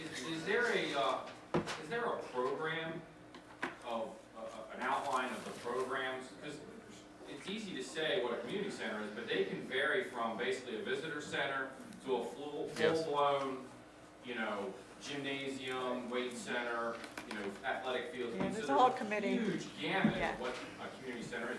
Is there a specific criteria, a program outline of what the expectation or what these different groups want out? right, so, I mean, I'll answer Yep. that question as I'll take off this hat and put on the community center liaison hat. Where it stands right now, the community center task force came to the council and said the next logical step is, we would like to determine what the cost is for small, medium, and large center. So, and the council obligated some money, town staff is working on some rough order of magnitude cost for small center, medium center, large center. Based on the size of the center, that would dictate the types of programs Actually, you I could would do. make it different, I would say it's the other way around. You design the building, You do it the other way. you design the building based on what the program's going to be. But the problem, understood, but the challenge here is, and at least is the town can only afford to do X, whatever X might be. That was kind of where I was going with that. So look, I mean, I think that my personal opinion is you'll find that the large center is just simply not affordable. So by coming up with ROM costs, rough Adam, we'll know, okay, this large center, can't afford that. Maybe we can't afford the medium center, so hey, based on the town of this size with the budget and the resources we have, this small center is all we can afford, and here are the things you could do in that. So yes, we're kind of doing it backwards, but it's all about what we can afford. Rob, it's actually gone forward on two different tracks, because one of the charges that the task force had was to identify unmet needs from the standpoint of community center, recreation, all of that. That was part of the reason for the visits out to other community centers in other counties and talking with the groups that ran those and how they designed them the way that they did. They talked to one or more actual developers who work in that area, and they specialize in those kind of buildings. And so they had some of that background. Then they looked at it and they spoke with people to say, so what are the programs, what are the facilities, what are the needs that you and your kids are involved in, and where do you have to go in order to satisfy that? So they put together, so what is it that we lack in terms of those resources? They had that on one hand. There's always been a thinking, though, about, but what about the cost of this?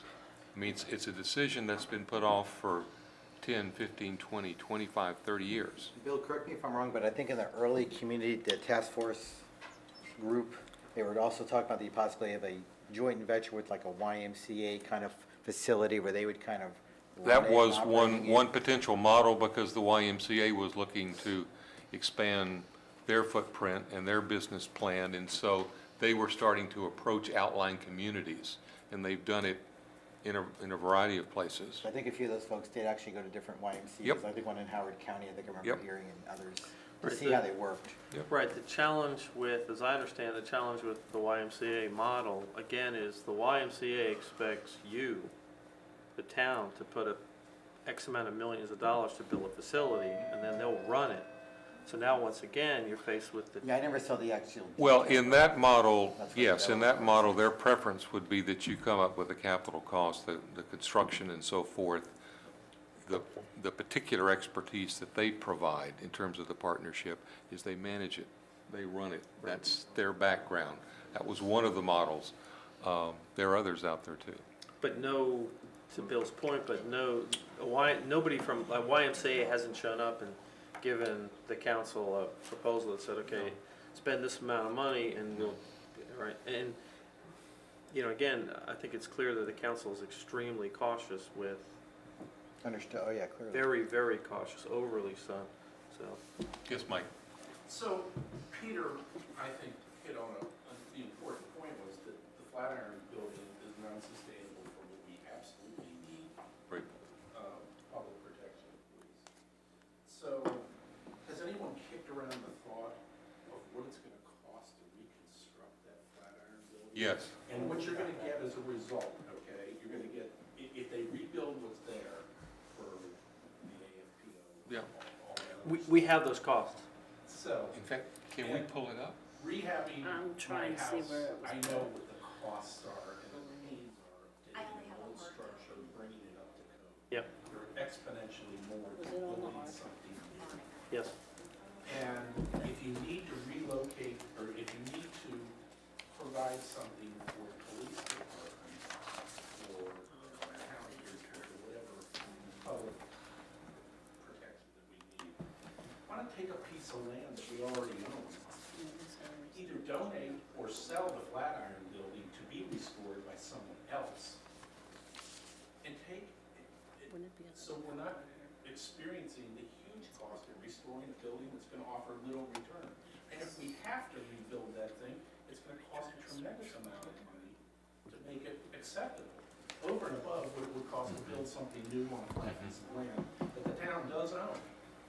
And take a building for your municipal police force and build a square for the municipal police force. And build a shell bigger for the other interests, the social interest in this town. Don't finish it. Do it like Rails to Trails. Get the volunteers in there to hammer the nails, put up the drywall, put some skin in the game. Trail not being built by anyone else, it's being built by the town citizens. And Town's helping us, but skin in the game. Yeah, it's funny with the Flatiron Building, I think it was it Peter or Bob, I think one of you said that this is not the first Flatiron building. It's like the third iteration. So really, you know, I know there's a lot of emotion in this building, but basically, it's a building, and even if you have to tear it down and build it back new, it's no longer a historic building, it's just a building that looks like something that used to be there. It is a landmark in our Right. community, and we have a lot of citizens in this town that, to them, that building is important. Pete Dallas spoke eloquently. Oh, yes. A few years ago, or, yeah, a year and a half ago, that he was not married to that building, okay? And, you know, Pete, well, he was not married to that building. He came back two months ago and said, you know, a year and a half ago I said this, and now I think that building has to stand. So the I town is have a tendency to agree with him. And this is, you talk about sustainability, and this is where you can get money from the sustainability communities. They take buildings like this that are just worthless as they stand, use that land, use that building to create something that draws this community together. Okay, that's one of the reasons for somehow developing this into the community center. Right. But to tear this thing down and build it up, basically the town will be spending money to build a landmark. I don't remember exactly, but it was like $568,000 you could spend on that building and not know that it's not gonna fall down in 2 years. I think, so, Sonny, I think what, you bring up a good point. I think what you're seeing is, first of all, the fact that everybody's talking and sharing ideas is what we want. Second of all, it's an extremely complicated situation. You know, as Councilman King brings out the iconic status of it, as Mr. Scranton brings up, you know, well, aren't you doing the community center thing backwards? As Dr. O'Brien brings up, you know, maybe there's another alternative. As I brought up, I'm really worried about what we can really afford that makes sense. As Bill brings up, you know, maybe there's another alternative. So, I mean, there's no easy answer here. We're in the middle of a discussion, and there's been Right. no decisions made at all. And Correct. we're trying to compile all this information Right, so together right now. So I think the next step is, from a community center task force, the next step is rough order of magnitude costs are expected in the next few months, about small, medium, large. That kind of sets the stage for the next decision point. Okay, look, we just simply can't afford to do this. We could afford to do this if we stretch it a little. I think that's the next decision. That's all based on using that building? No. No, it's just Yes, one, it's just maybe, one. yes, It Well- might end up, It's it might one end up option. there, but it may not. We may say, okay, you got $2 million to spend on that. And if we go down to the cold storage and put $2 million into that, you'll probably get 3 times the building that you're gonna get right here. Right. So, those are the That's kind possible. of things that we're trying to take into consideration. Dr. O'Brien, So, this, that's an overview of that's a the, shell cost. you can speak to this probably better than anyone. That's what it says on here, Bill. Yeah, that's more or less a shell cost. Yeah. It's a shell cost, without the site work and without the interior finish. You can almost double these costs by the time you do the site work and the interior finish. And these were estimates by the consulting engineer and an architect? I'm not sure what Look at paper it. you have, but we have shell costs and site costs. It was everything This but is the shell finish. cost only. Okay. It's What's site, that? says site work, retaining walls, earthwork, landscaping, add and above. Is that, So, is that that, doubles your cost. is that information on the town website? Is that The, commission? no, the information, the study that was Yeah, done? originally. Should've- it was posted back when, we're gonna check right now. Just make sure it gets posted. That was only for the Flatiron building, there was like no community center. Right, exactly. Shell- stuff at shell that cost. time. That's, Yeah. that's just the shell for just the Flatiron building. Right, just to modify. 3 or- different forms, Right. adding square footage. Right. But Because that the does- community center wasn't even thought of at that Right. time in that building. But that's a square, it goes down to the square footage. Right. but if you add site work and interior finishes, you've doubled your cost on those numbers. And that's 2013 prices.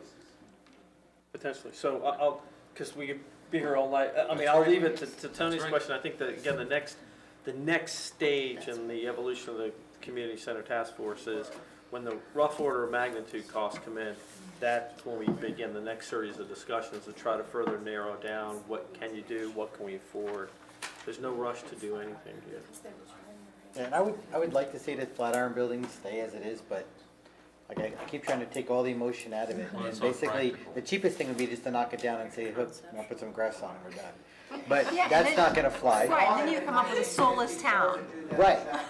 That's why you're gonna spend money to build a landmark. That's what you're ultimately doing, you're building a landmark. And the discussions will continue, Yeah. which is what we want. And this is part of a significant agenda that'll take place this year. Because this is a significant Absolutely. chunk of money the town's gonna need to spend. Okay, Leslie, Okay. take us through MXD. Okay, so we have the proposed mixed zoning, mixed development zoning ordinance, which actually Heather put together. So our little meeting group did meet occasionally to discuss. So this is a proposal. I think what we're doing before our subcommittee meets again is to see what you all think of this proposal. Are there copies at the back? Are there copies at the back? There are, we made copies. Okay, there's copies at the back, people don't have them. Yes, to get a sense of what people think of the direction, and I don't know if you guys have had a chance to look at it or not.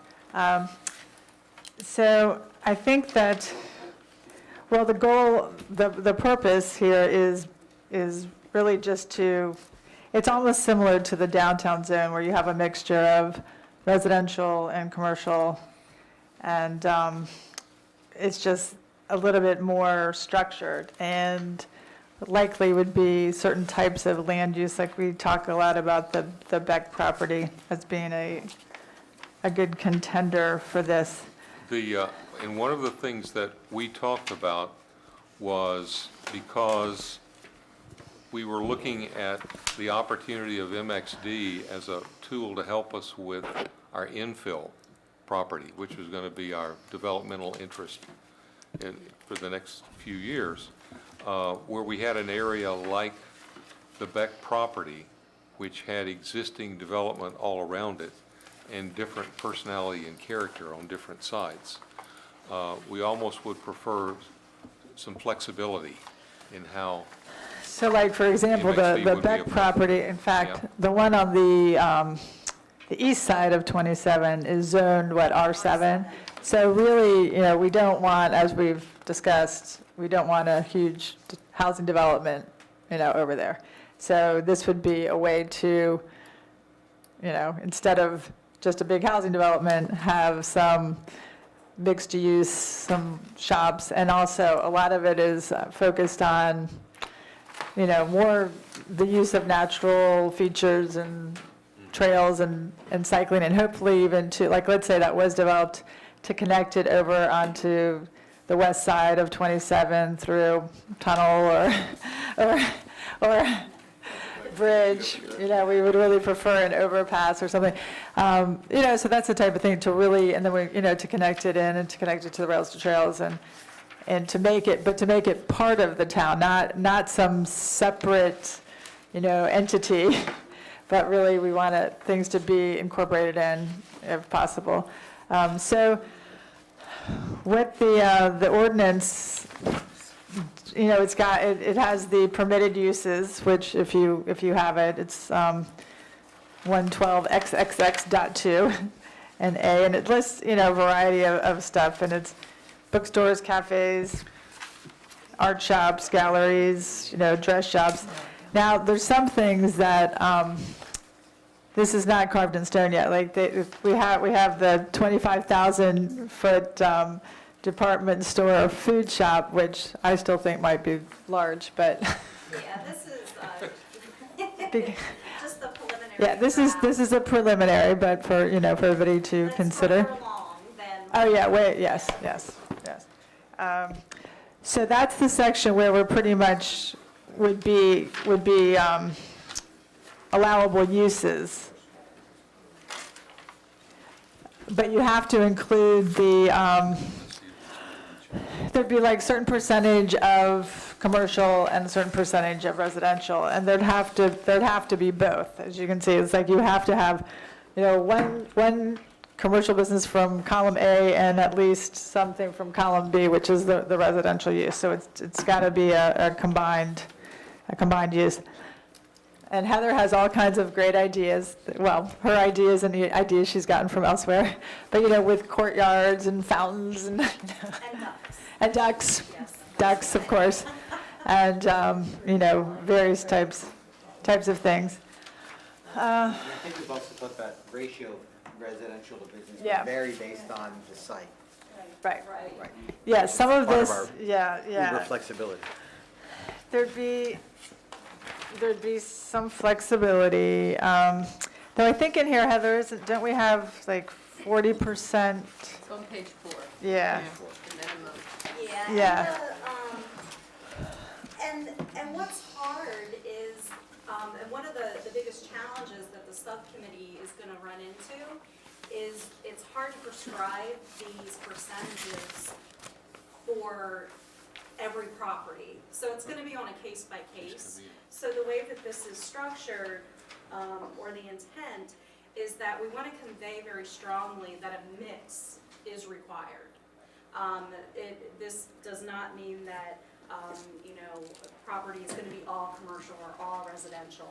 There is a mix, and these percentages are general guidelines that the Planning Commission will use, but the Planning Commission would have the authority to take into account the surrounding neighborhood of the parcel, and if there's a compelling reason to deviate from the percentages, then the Planning Commission would have that authority. So that's the suggested direction at this time.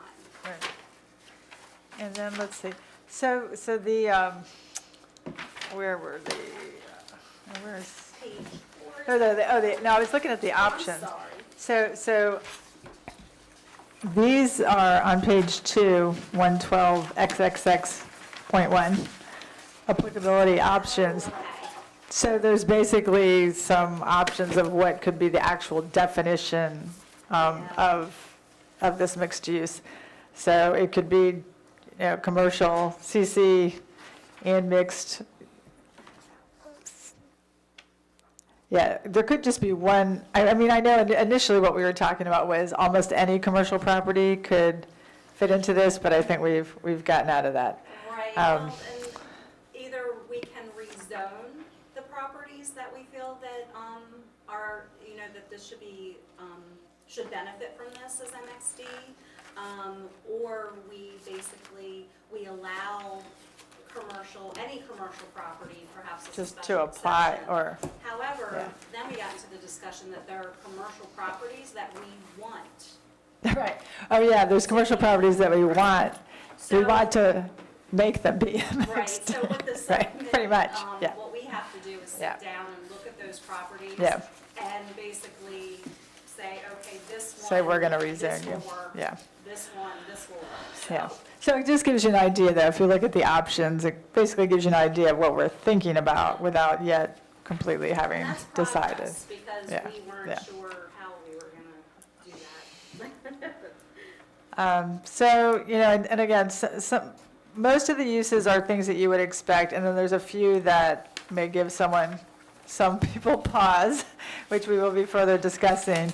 Again, there's also the special exceptions, which, for example, banks with drive-throughs probably don't really need, but some people might want them.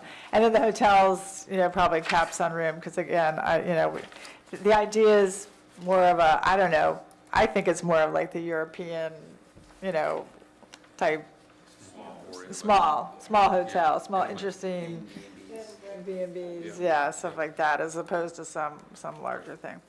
Right. But, Time for questions? well, I suppose, I just had We a, should have a- microfood thing shows up a couple times. in Can we, other documents. sorry, can we, instead of, we should, oh, yeah. do you want to make them come up? I mean, I think this could be an informal discussion, but if you want. Well, but if you're on. But yeah, they need to be able to hear you. All right, yeah. I just had a question about microbreweries and pub breweries. Is there, it says it's licensed under Article 2B of the Annotated Code of Maryland.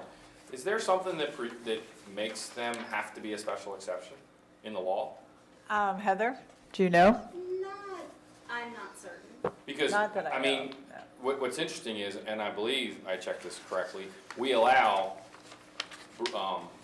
microbrewery pubs in downtown Right, zone. right. So, not sure if we're looking for the same If there's sort some kind of of charm. I'm distinguishing- not sure why it would be special Yeah. exception, that's all. Yeah. I wasn't sure if it was something in the Yeah, code. wait a second. The state code, because it was Now- called for it here. What we would want to do is Wait, look at all it the could be properties because that would it's- perhaps be eligible and determine at that point. Now, is that because the actual brewery has a different, because when you're actually brewing beer, isn't that potentially? It might be like, I thought we had talked about that.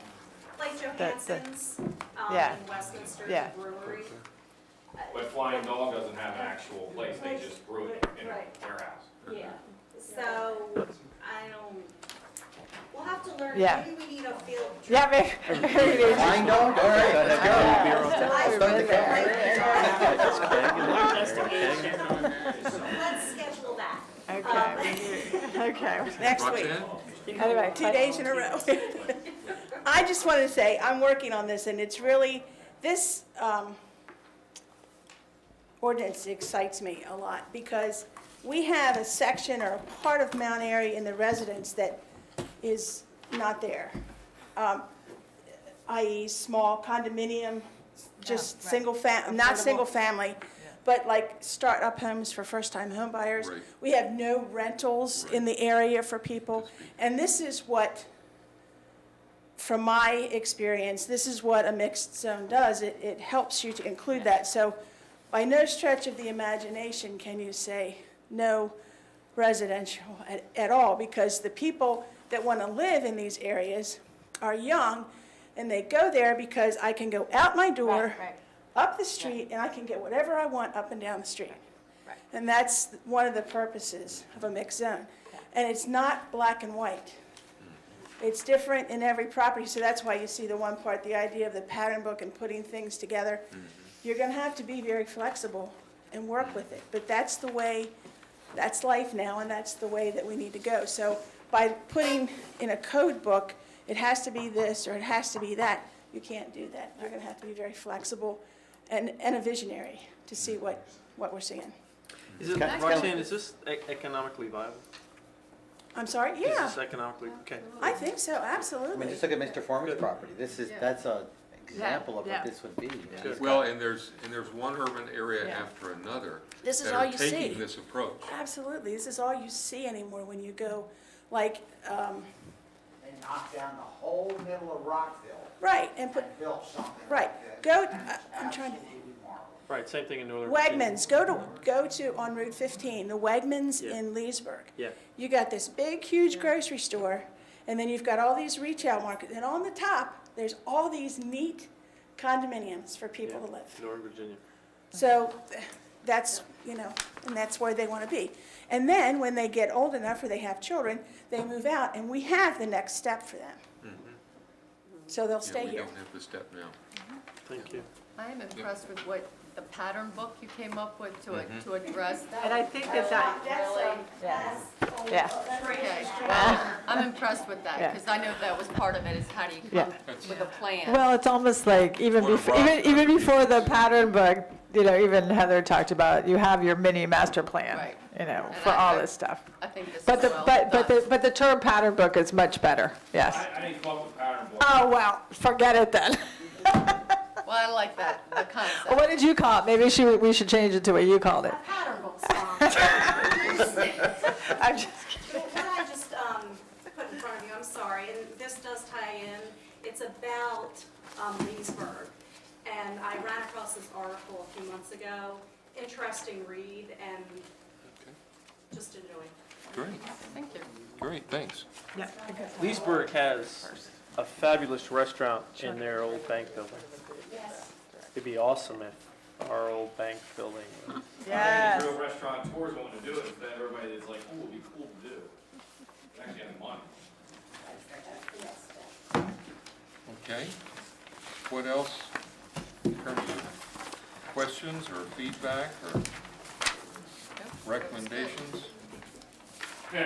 So as far as planning commission folks, are you guys on the page with us, or is there anything No, I of think it looks- I concern? mean, there's a couple typos and things. Oh, yeah, we're not even there yet, yeah. But if there's any concern, especially about the uses of right, like The what only I one may that have mentioned? Is there, I don't know enough about the regs, they talk about a butcher shop, and as long as there's no butchering actually happening, is that, or is Yeah, that, how does that, Were we talking deli with that? or is that deli, Yeah, or there's is that? something in It's jelly, a but I think place they're both where listed, actually. Meats would be sold, but not. No animals killed. We got that at the meat locker. Right, it would be that. Yeah. What do they call that? Well, and actually, because I had a question myself about the dry cleaners. But there is this section, on page 5, Yeah. conditions for use, that does address anything that might be objectionable by reason of odor, dust, smoke, cinder gas fumes, noise, vibrations, et cetera. So, Flying dog. yeah. That sounds pretty good. when you get it. So, things might just get knocked out if that, Through other mix. so, I don't Yeah, so I think with butcher, we're thinking more toward deli. yeah, Well, like, when I grew up, there was a butcher shop that just didn't butcher anything in the, Yeah. in the They building. cut it up there, but they didn't slaughter. they There's not a cut- slaughter. cut them. Correct, yeah, correct. She's Yeah, coming Yeah, back. it's not a slaughterhouse. Yeah, It's cutting. Roxanne's back. Had something about the butcher shop Alright. and like you get like, specialty meats. Oh, or yeah, like you have a butcher and you have a It's a fishmonger. trendy thing. Right, Yeah. exactly, and it's real trendy, and it's maybe grass-fed beef and heritage beef and different things like that, so it's a real small. And also, like, you look at another place, it doesn't have, yes, it does, it has apartments and condos. Century Drive down in Germantown, I don't know if you're familiar with that, but it's got a Chipotle, it's got a Crazy Burger, it's got Firehouse Subs, and then it's got a Harris Teeter, and that's where the Black Rock Art Center is, in the middle of it, and the Montgomery County Library is there, but people just park their car and walk up and down and, have different places. The one place that's really neat in Leesburg is called Charming Charlie's, and that's well worth a visit. That's a woman's store, and they have accessories, and they organize them, bags and everything, but they organize them by color. It's really, and it's inexpensive, but see, that's down there in the Leesburg area. Yeah, but I would suggest you go to Leesburg downtown. No, area. you've got to go outside Leesburg. And you also have to remember, I don't know if you know, in an article that came out at the beginning of the year, the top 10 counties to live in the country, the number 1 county is Loudoun County. Wow. So, and number 7 or 8 is Frederick County. But, so that's why you see that overflow. Loudoun is the most expensive, well, the most. It is one of the most expensive to live. In the United States. But- It is number 1. Right. It also attracts businesses from everywhere. That's why it's there. The Redskins are there, but that doesn't mean anything, but. Okay, cool. Yes, Rob? You went back up there? Sure. Yeah, they want to be able to tape you. Yep. And then we'll move on. I just had a comment, this was new to the draft, the approval process. Just, page 8. Again, 10,000 feet looking down. Right now, commercial properties are developed under a site plan process. So this would add an excruciatingly more lengthy time frame to the approval process. Yeah, but look at all the flexibility. But so my point is that, I don't think you need that. I think you only need a 2-step process instead of, because this is sort of the traditional subdivision residential process as opposed to the commercial site plan process. So obviously with this new idea of MXD and having to put forth a vision and go through, developing that pattern book, I think you obviously need a concept phase, but I don't think you need a preliminary phase I think that then you could adopt that as part of the final site plan. And it would help projects expedite and make it more palatable and attractive to outside monies to come in here and outside developers want to come do these larger projects. But because that's traditionally what a site plan process is in other jurisdictions, it's not a three-step process. This is from Sykesville, that part. I'm just saying. Oh, that one that you referred to. That's the Republic of Sykesville, I'm sorry. Most jurisdictions, it's a two-step process. It's actually, a lot of time, in Mount Airy, it's a one-step process for commercial site plan. No, it's not anymore. We have concept plan. Okay, so it's a two-step process. It is now two-step process. Well, I would suggest we leave it at two What about a steps. sketch plan, concept plan? I made my comment. I've Okay. suggested two-step process.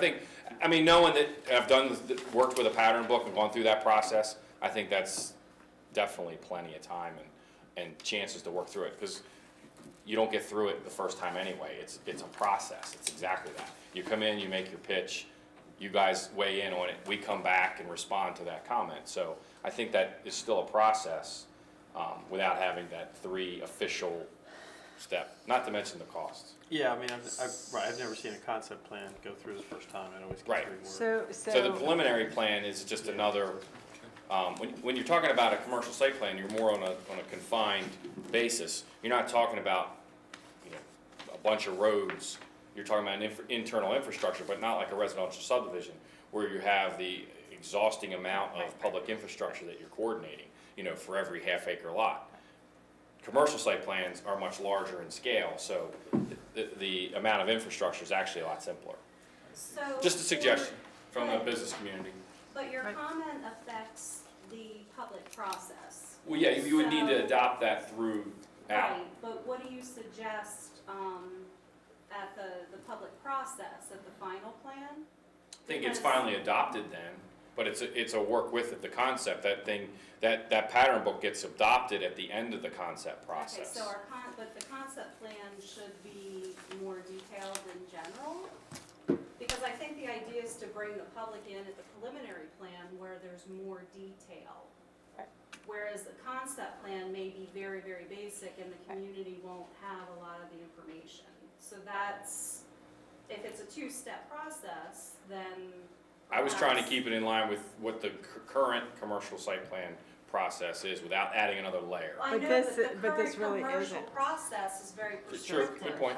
Yeah, You have a lot of flexibility, so the ability to be flexible in design means more community more community interaction, whereas our site plan requirements are dealing with. Civil engineers are gonna love you. And all engineers are. All the consultants are gonna love you for another set of plans, trust me.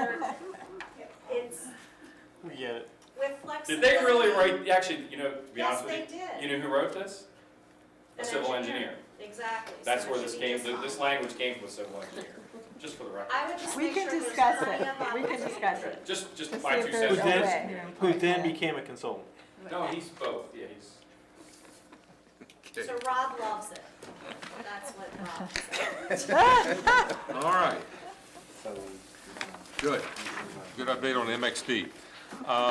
Unfinished business. Let's Comment. I'll be I'll do a sending comment out, for Pete. an email. Okay. Yeah, for our subgroup. And then That we'll, includes you, sir? yeah, I'll include you. So, because as long as we just know all you guys are good Yep, with it. sounds like it. If anybody has any comments, email me or. Sounds you like know, they're on whatever. board. Okay, all right, thank you. So what's the next step on MXD? Where do we We're go gonna from meet, here? I just We're said, gonna meet again? yeah, we're gonna meet Okay. and go through some final things, right? All right, good, We are, yes. good, good, good. Okay. So it's Roxanne and Rob? Yeah, and, yeah, Lindy's not in. Okay, I'd like to include Barney. Sure, No, no, absolutely not. Barney, Yep. I need Barney for this stage. Yep, sure. Okay. Yep. Too bad, Barney. all right, then let's step to updates on OPE and corridor study and sign ordinance. Right, so general comment on OPE. It was last week, at the request of the IDA. The mayor and I met with the IDA. The IDA called up town hall and wanted to have a sit-down meeting with the mayor and I. So it was the IDA, Jack Clyburn, Yes, sir. Mr. Dursbaugh and Carroll County Commissioner, Richard Rothschild. The IDAs wanted to kind of level set, kind of understand where we were coming from.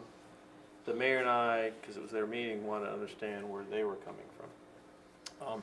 First of all, I learned a lot about the IDA that I didn't realize before. Nonprofit, more like a federal FFRDC. If you're familiar in the federal world what an FFRDC is, it's a nonprofit entity. The IDA is looking to work with the town. We told the IDA, certainly the town's looking to work with them. The mayor and I both got the impression that they are definitely very interested in moving forward. Something will happen with the land. They're very interested in working with us, trying to make sure that the town is, happy, they're happy. By the same token, the IDA has concerns that whatever zoning OPE we put in place, it has to be structured so that what they do is economically viable. There remains some question about some of the land. So not all of the land that we've seen in the plan has a definite allocation to it. There's a parcel out there that the IDA hasn't really committed to what they're doing with it. The mayor and I told the IDA, well, this parcel of land that you don't have any firm commitment on, it needs to go to the town. So the next time the IDA meets, I think is in March, their board, they're going to meet and they're going to discuss, the breakdown of the land, X amount of acres for certain for what they're calling employment campus, and then X amount of land to the town. There's no question about how the land is designated. So again, there's a parcel that they have up there that they haven't really put a designation on it. And the mayor and I told them, well, that's a great concern. We can't go through with any sort of agreement unless we know exactly what's going to happen here. The IDA gets the fact that the town will do nothing to endanger downtown. The IDA gets the fact that we're very, very concerned that whatever economic activity occurs up there does not endanger our current commercial base. They understand that. They understand we're very concerned about traffic. Commissioner Rothschild is concerned about traffic as well as the town is concerned about traffic from Harrison-LaShire down south. Commissioner Rothschild is concerned, of course, about the traffic from Harrison-LaShire moving north. So they know that as well.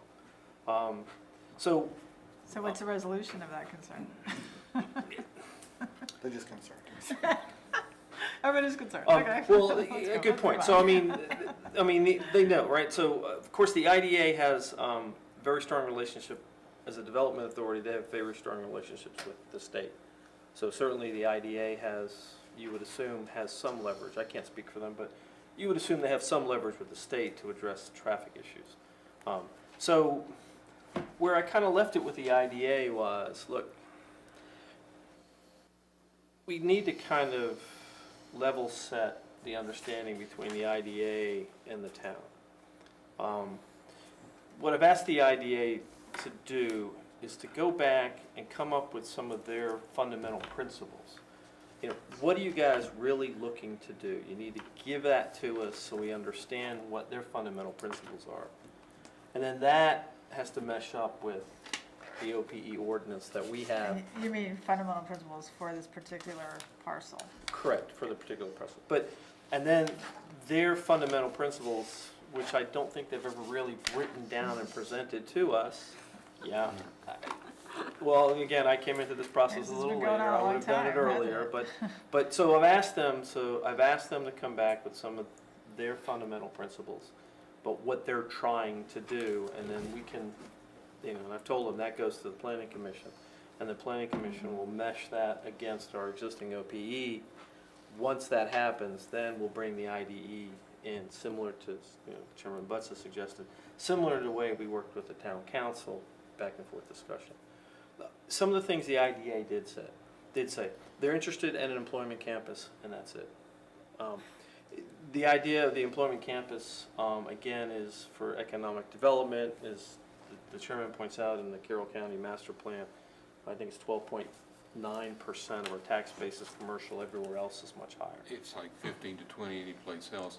ma'am. If, once you get your hands on a copy of this, and you look at Chapter 15, Employment and Economic Development, what Chris is speaking to, that they shared with him, that's exactly where this comes from. And you see how it's laid out in terms of the need of the county and the design that they have in terms of employment campus. So that gives us some confidence, I believe.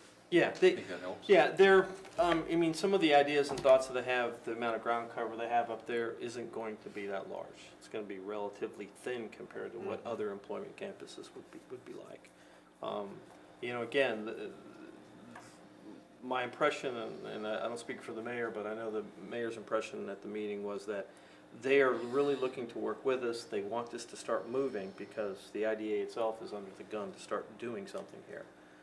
But, you know, so sort of the next steps, I think right now is, number one, the IDA will meet, I think, towards the end of March. They'll make that decision on that last plot of land. And the statement that I made to them was, that plot of land has to get dedicated to the town. If you dedicate it to the town as open space in perpetuity, that's fine.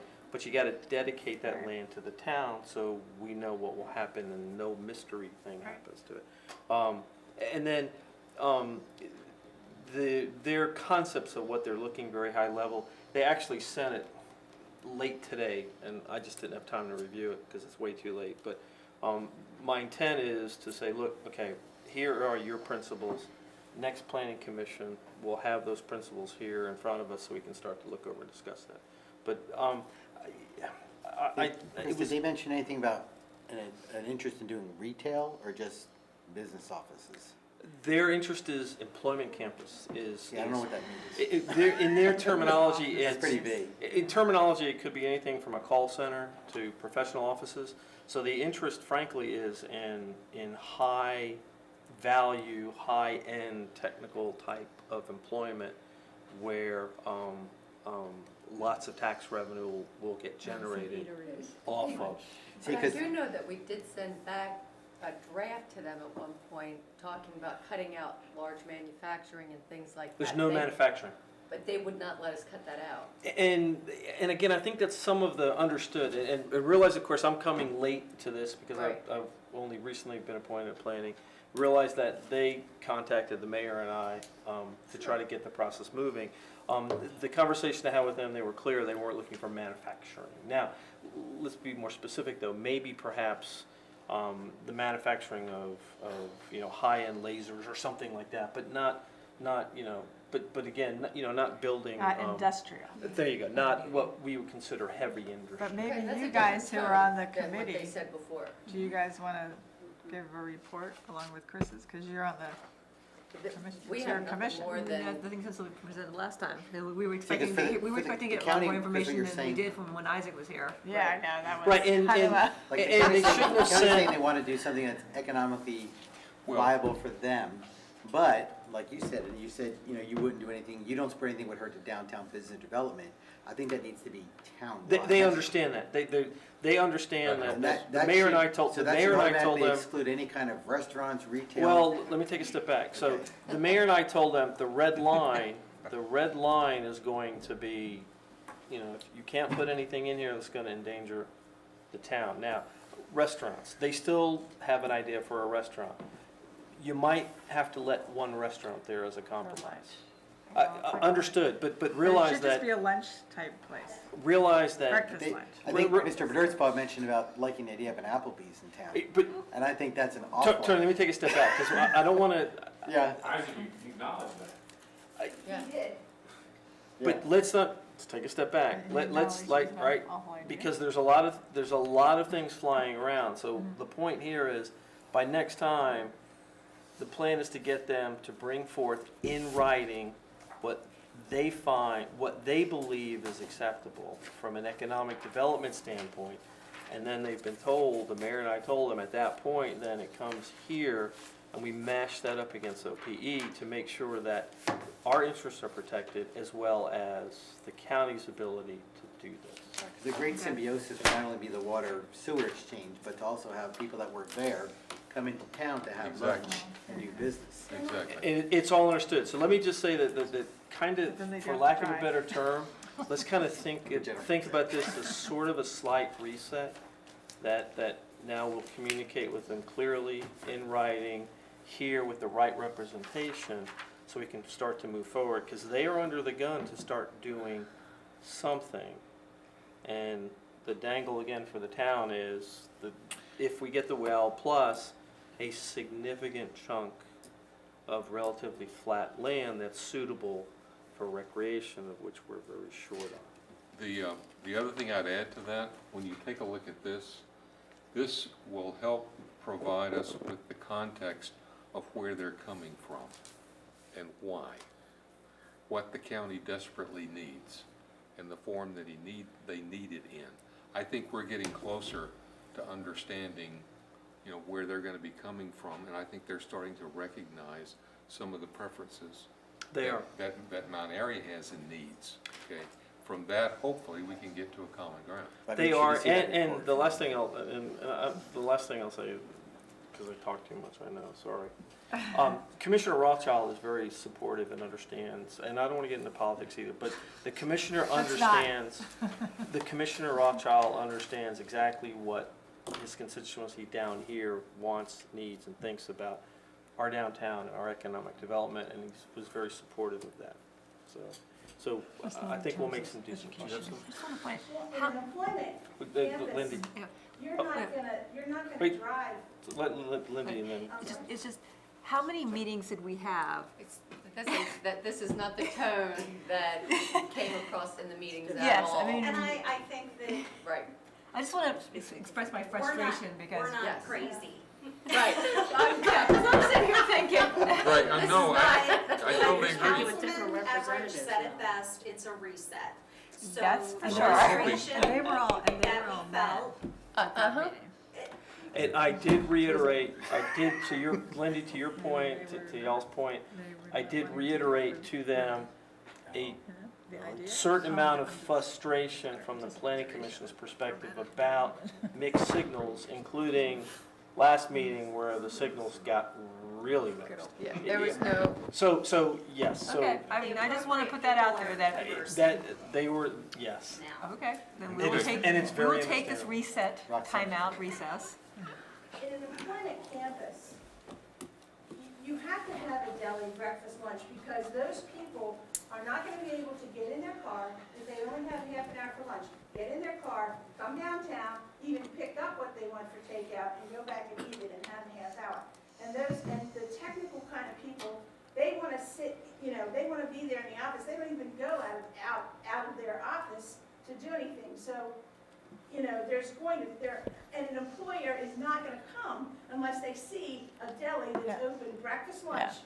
closes Breakfast, like lunch, at 2 o'clock. late afternoon. Yeah. And I agree, because we don't want people driving in and out of there anyway, Right. to add to our congestion. Right. And as long as it's just like one deli, it's Yeah. not something that's necessarily going to attract Right. people Yeah, there. Roxanne, to your point, Roxanne, to your Well, point, I mean, well, you I nailed know. it perfectly. Yes, exactly.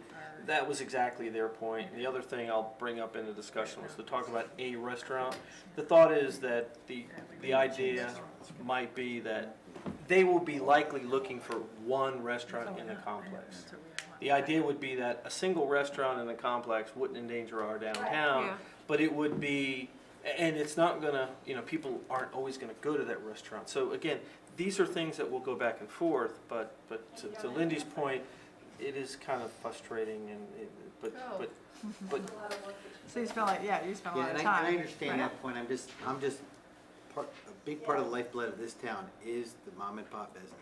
Yeah. We have to be very cognizant of that. yep. Well, They could be easily hurt by, and maybe Rob people wanna go made the there for point. lunch instead of eating in town. Rob made the point too, he said that we are at a Yeah, he's size concerned about it too. where this is critically Yeah. important. If we were larger, it wouldn't be as much of a concern. But given our size, we're vulnerable in this regard. right, and it'll be the mayor and I told them where the red lines were based on what we've heard here, based on what we've heard the community. It'll be up to us to work with them to make sure we protect ourselves, but realizing we may have to give a little for the, well, for the good of the community in the area, so. All right. They say. Okay, yeah. All right, good. So kumbaya. There you Yeah, go. that's you, Chris. Right. Yeah, that's It was you. lovely spending all those evenings. Yeah, I know, we just had a great time on all those evenings together, didn't we? Okay, moving along. Sorry, I No wasn't here. kumbaya moments for you, huh? I wasn't. Barney and Heather, Okay. give us a brief update on the corridor study. Well, as the agenda says, the proposals are due February, March 4th, so that would be March 4th. And we had the pre-bid meeting. I don't know if I already said that last month, but it was well attended. It was? It was. It was amazing. So, those proposals are due March 4th. We're excited about that, and that's the next milestone. So, and Marnie, haven't had many addendums, have you? We only had a few questions, but Yeah, so that's- most of them come out of the site visit. And then the week following March 4th is when we plan on doing some interviewing, a couple of the top candidates. So that's where we're at. Wonderful. How many entities did you have at your pre-bid meeting? It's like 6 7. or 7. Wow, that's great. Oh, good, good. It was like 6 more than we thought. Good. What was our budgeted figure? 75,000 for this budget. Can we stay in that, within, we get that, we're gonna stay within that? Probably not. Oh, I don't know. Don't We'll say. see. He doesn't know. We'll let you know. Too early, We'll have to look. All right. See. too early. Okay, so then that brings us to the sign ordinance and next steps, where we think, what's up for that next? So, it's in the town council's hands, but our town council does want to have a work session. And I think that it would, be a great benefit if the We just planning love work commission- sessions. Some planning commission members. Just haven't had enough lately. Sorry, Heather, go on. That some planning commission members would be there, or the entire commission to have a joint work session, just to explain the intent of the critical, the critical elements of the sign ordinance that are before the town council. I don't have a date. I'm sure Councilman Everidge will most likely try to get a date mid-March or. Good, You're gonna have budget, you're gonna have budget stuff. Well, that's right. We're let's gonna get try way late between on that. March and April. It should be on our, budget's most important. So, Bob and I'll bring it up. Yeah. We'll try to set up a date, because, right, that, and you gotta fix the, can I also suggest, though, the temporary political sign ordinance? Do you wanna revisit that here, now, that you have time? The temporary political sign ordinance, you're talking about from last Yeah, Correct. fall. the temporary sign ordinance, which includes politics. I guess Right, it's- well, I think that the sign, the reason why I I'm bringing it up guess is, it's so the sign ordinance is in front of the council, but Right. remember, we made that quick change, Yeah. take care of freedom of speech Right. issues, but. Was that just for that period? No, No, that's, I thought that was going no, forward. that's codified. Yeah, Yeah. but So we did need you, to- but you, I think it was the commission's, the planning commission's intent to revisit the. Oh, we definitely need to read it. Okay, so Yeah. do you, but that sounds like an independent activity from, or is it not? I just offer that up because I knew it was a concern. I don't know, last time you said it was included in what they're doing now. It's political campaign signs are included in the critical elements, but that can always be revisited. So during the work session or before, that can be included.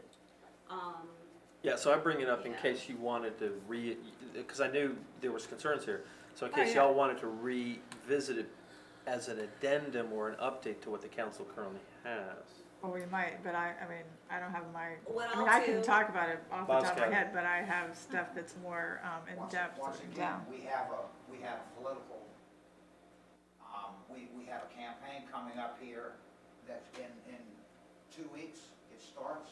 So if you go again, you could be changing something right before. Well, I don't think we're gonna be changing it in 2 I weeks. would Yeah. just- I would just just let those go for a while. I mean, you have other issues that are far more important. Oh, agreed, I It's not just gonna wanted happen to, in 2 weeks. agreed, I knew it was a No, concern it's here, I just wanna make that sure it got revisited. Before the sign ordinance is passed, it needs to be Yeah, addressed. yeah, It needs to this be definitely included with the goes away critical once the sign ordinance is updates. passed. Yeah. And I think there's at least one guy on the council, that Dan Bob King, okay, that doesn't understand what all these signs are.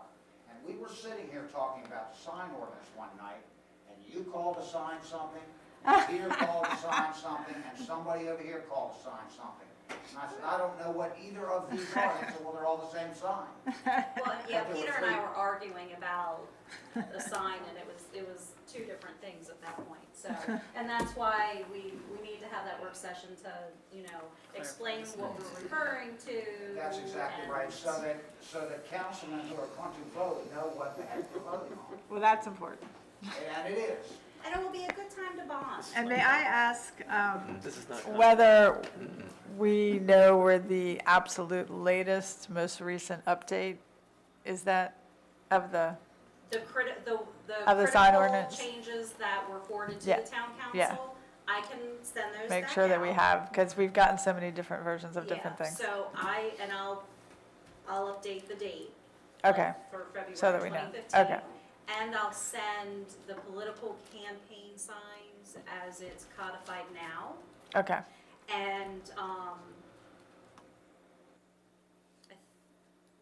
I think that should do it. And then we can work on a work session date, Okay, between yeah. March and April. Sounds like we need to. Okay, well, yeah, I'll bring that up, thank you. Thank Okay, you. thank you, Heather. And Bob. All right. So, when is the last Monday in March? I don't have my phone, but Lisa Same day, does. 30th. today, The 30th. It's the 30th, The 30th. Bob wants to meet 1 week He earlier. wants to, Right. he wants to shorten March as well as February. March 30? March 30th. Well, then there might be a shot at a work session ahead of that. Okay, so pencil that in, I'm sorry. March 30. So sign ordinance. Zoning administrator report. I believe Annalise had January and February. Well, January was on the minutes. Oh. February is in the packet. I took January. quiet month again. Pretty modest, Yep, good. pretty modest. All right, anybody got anything else? All right, then I'm going to declare this meeting adjourned. How about that? All in favor, say aye. Aye. Aye, aye. Thank you. Thank you.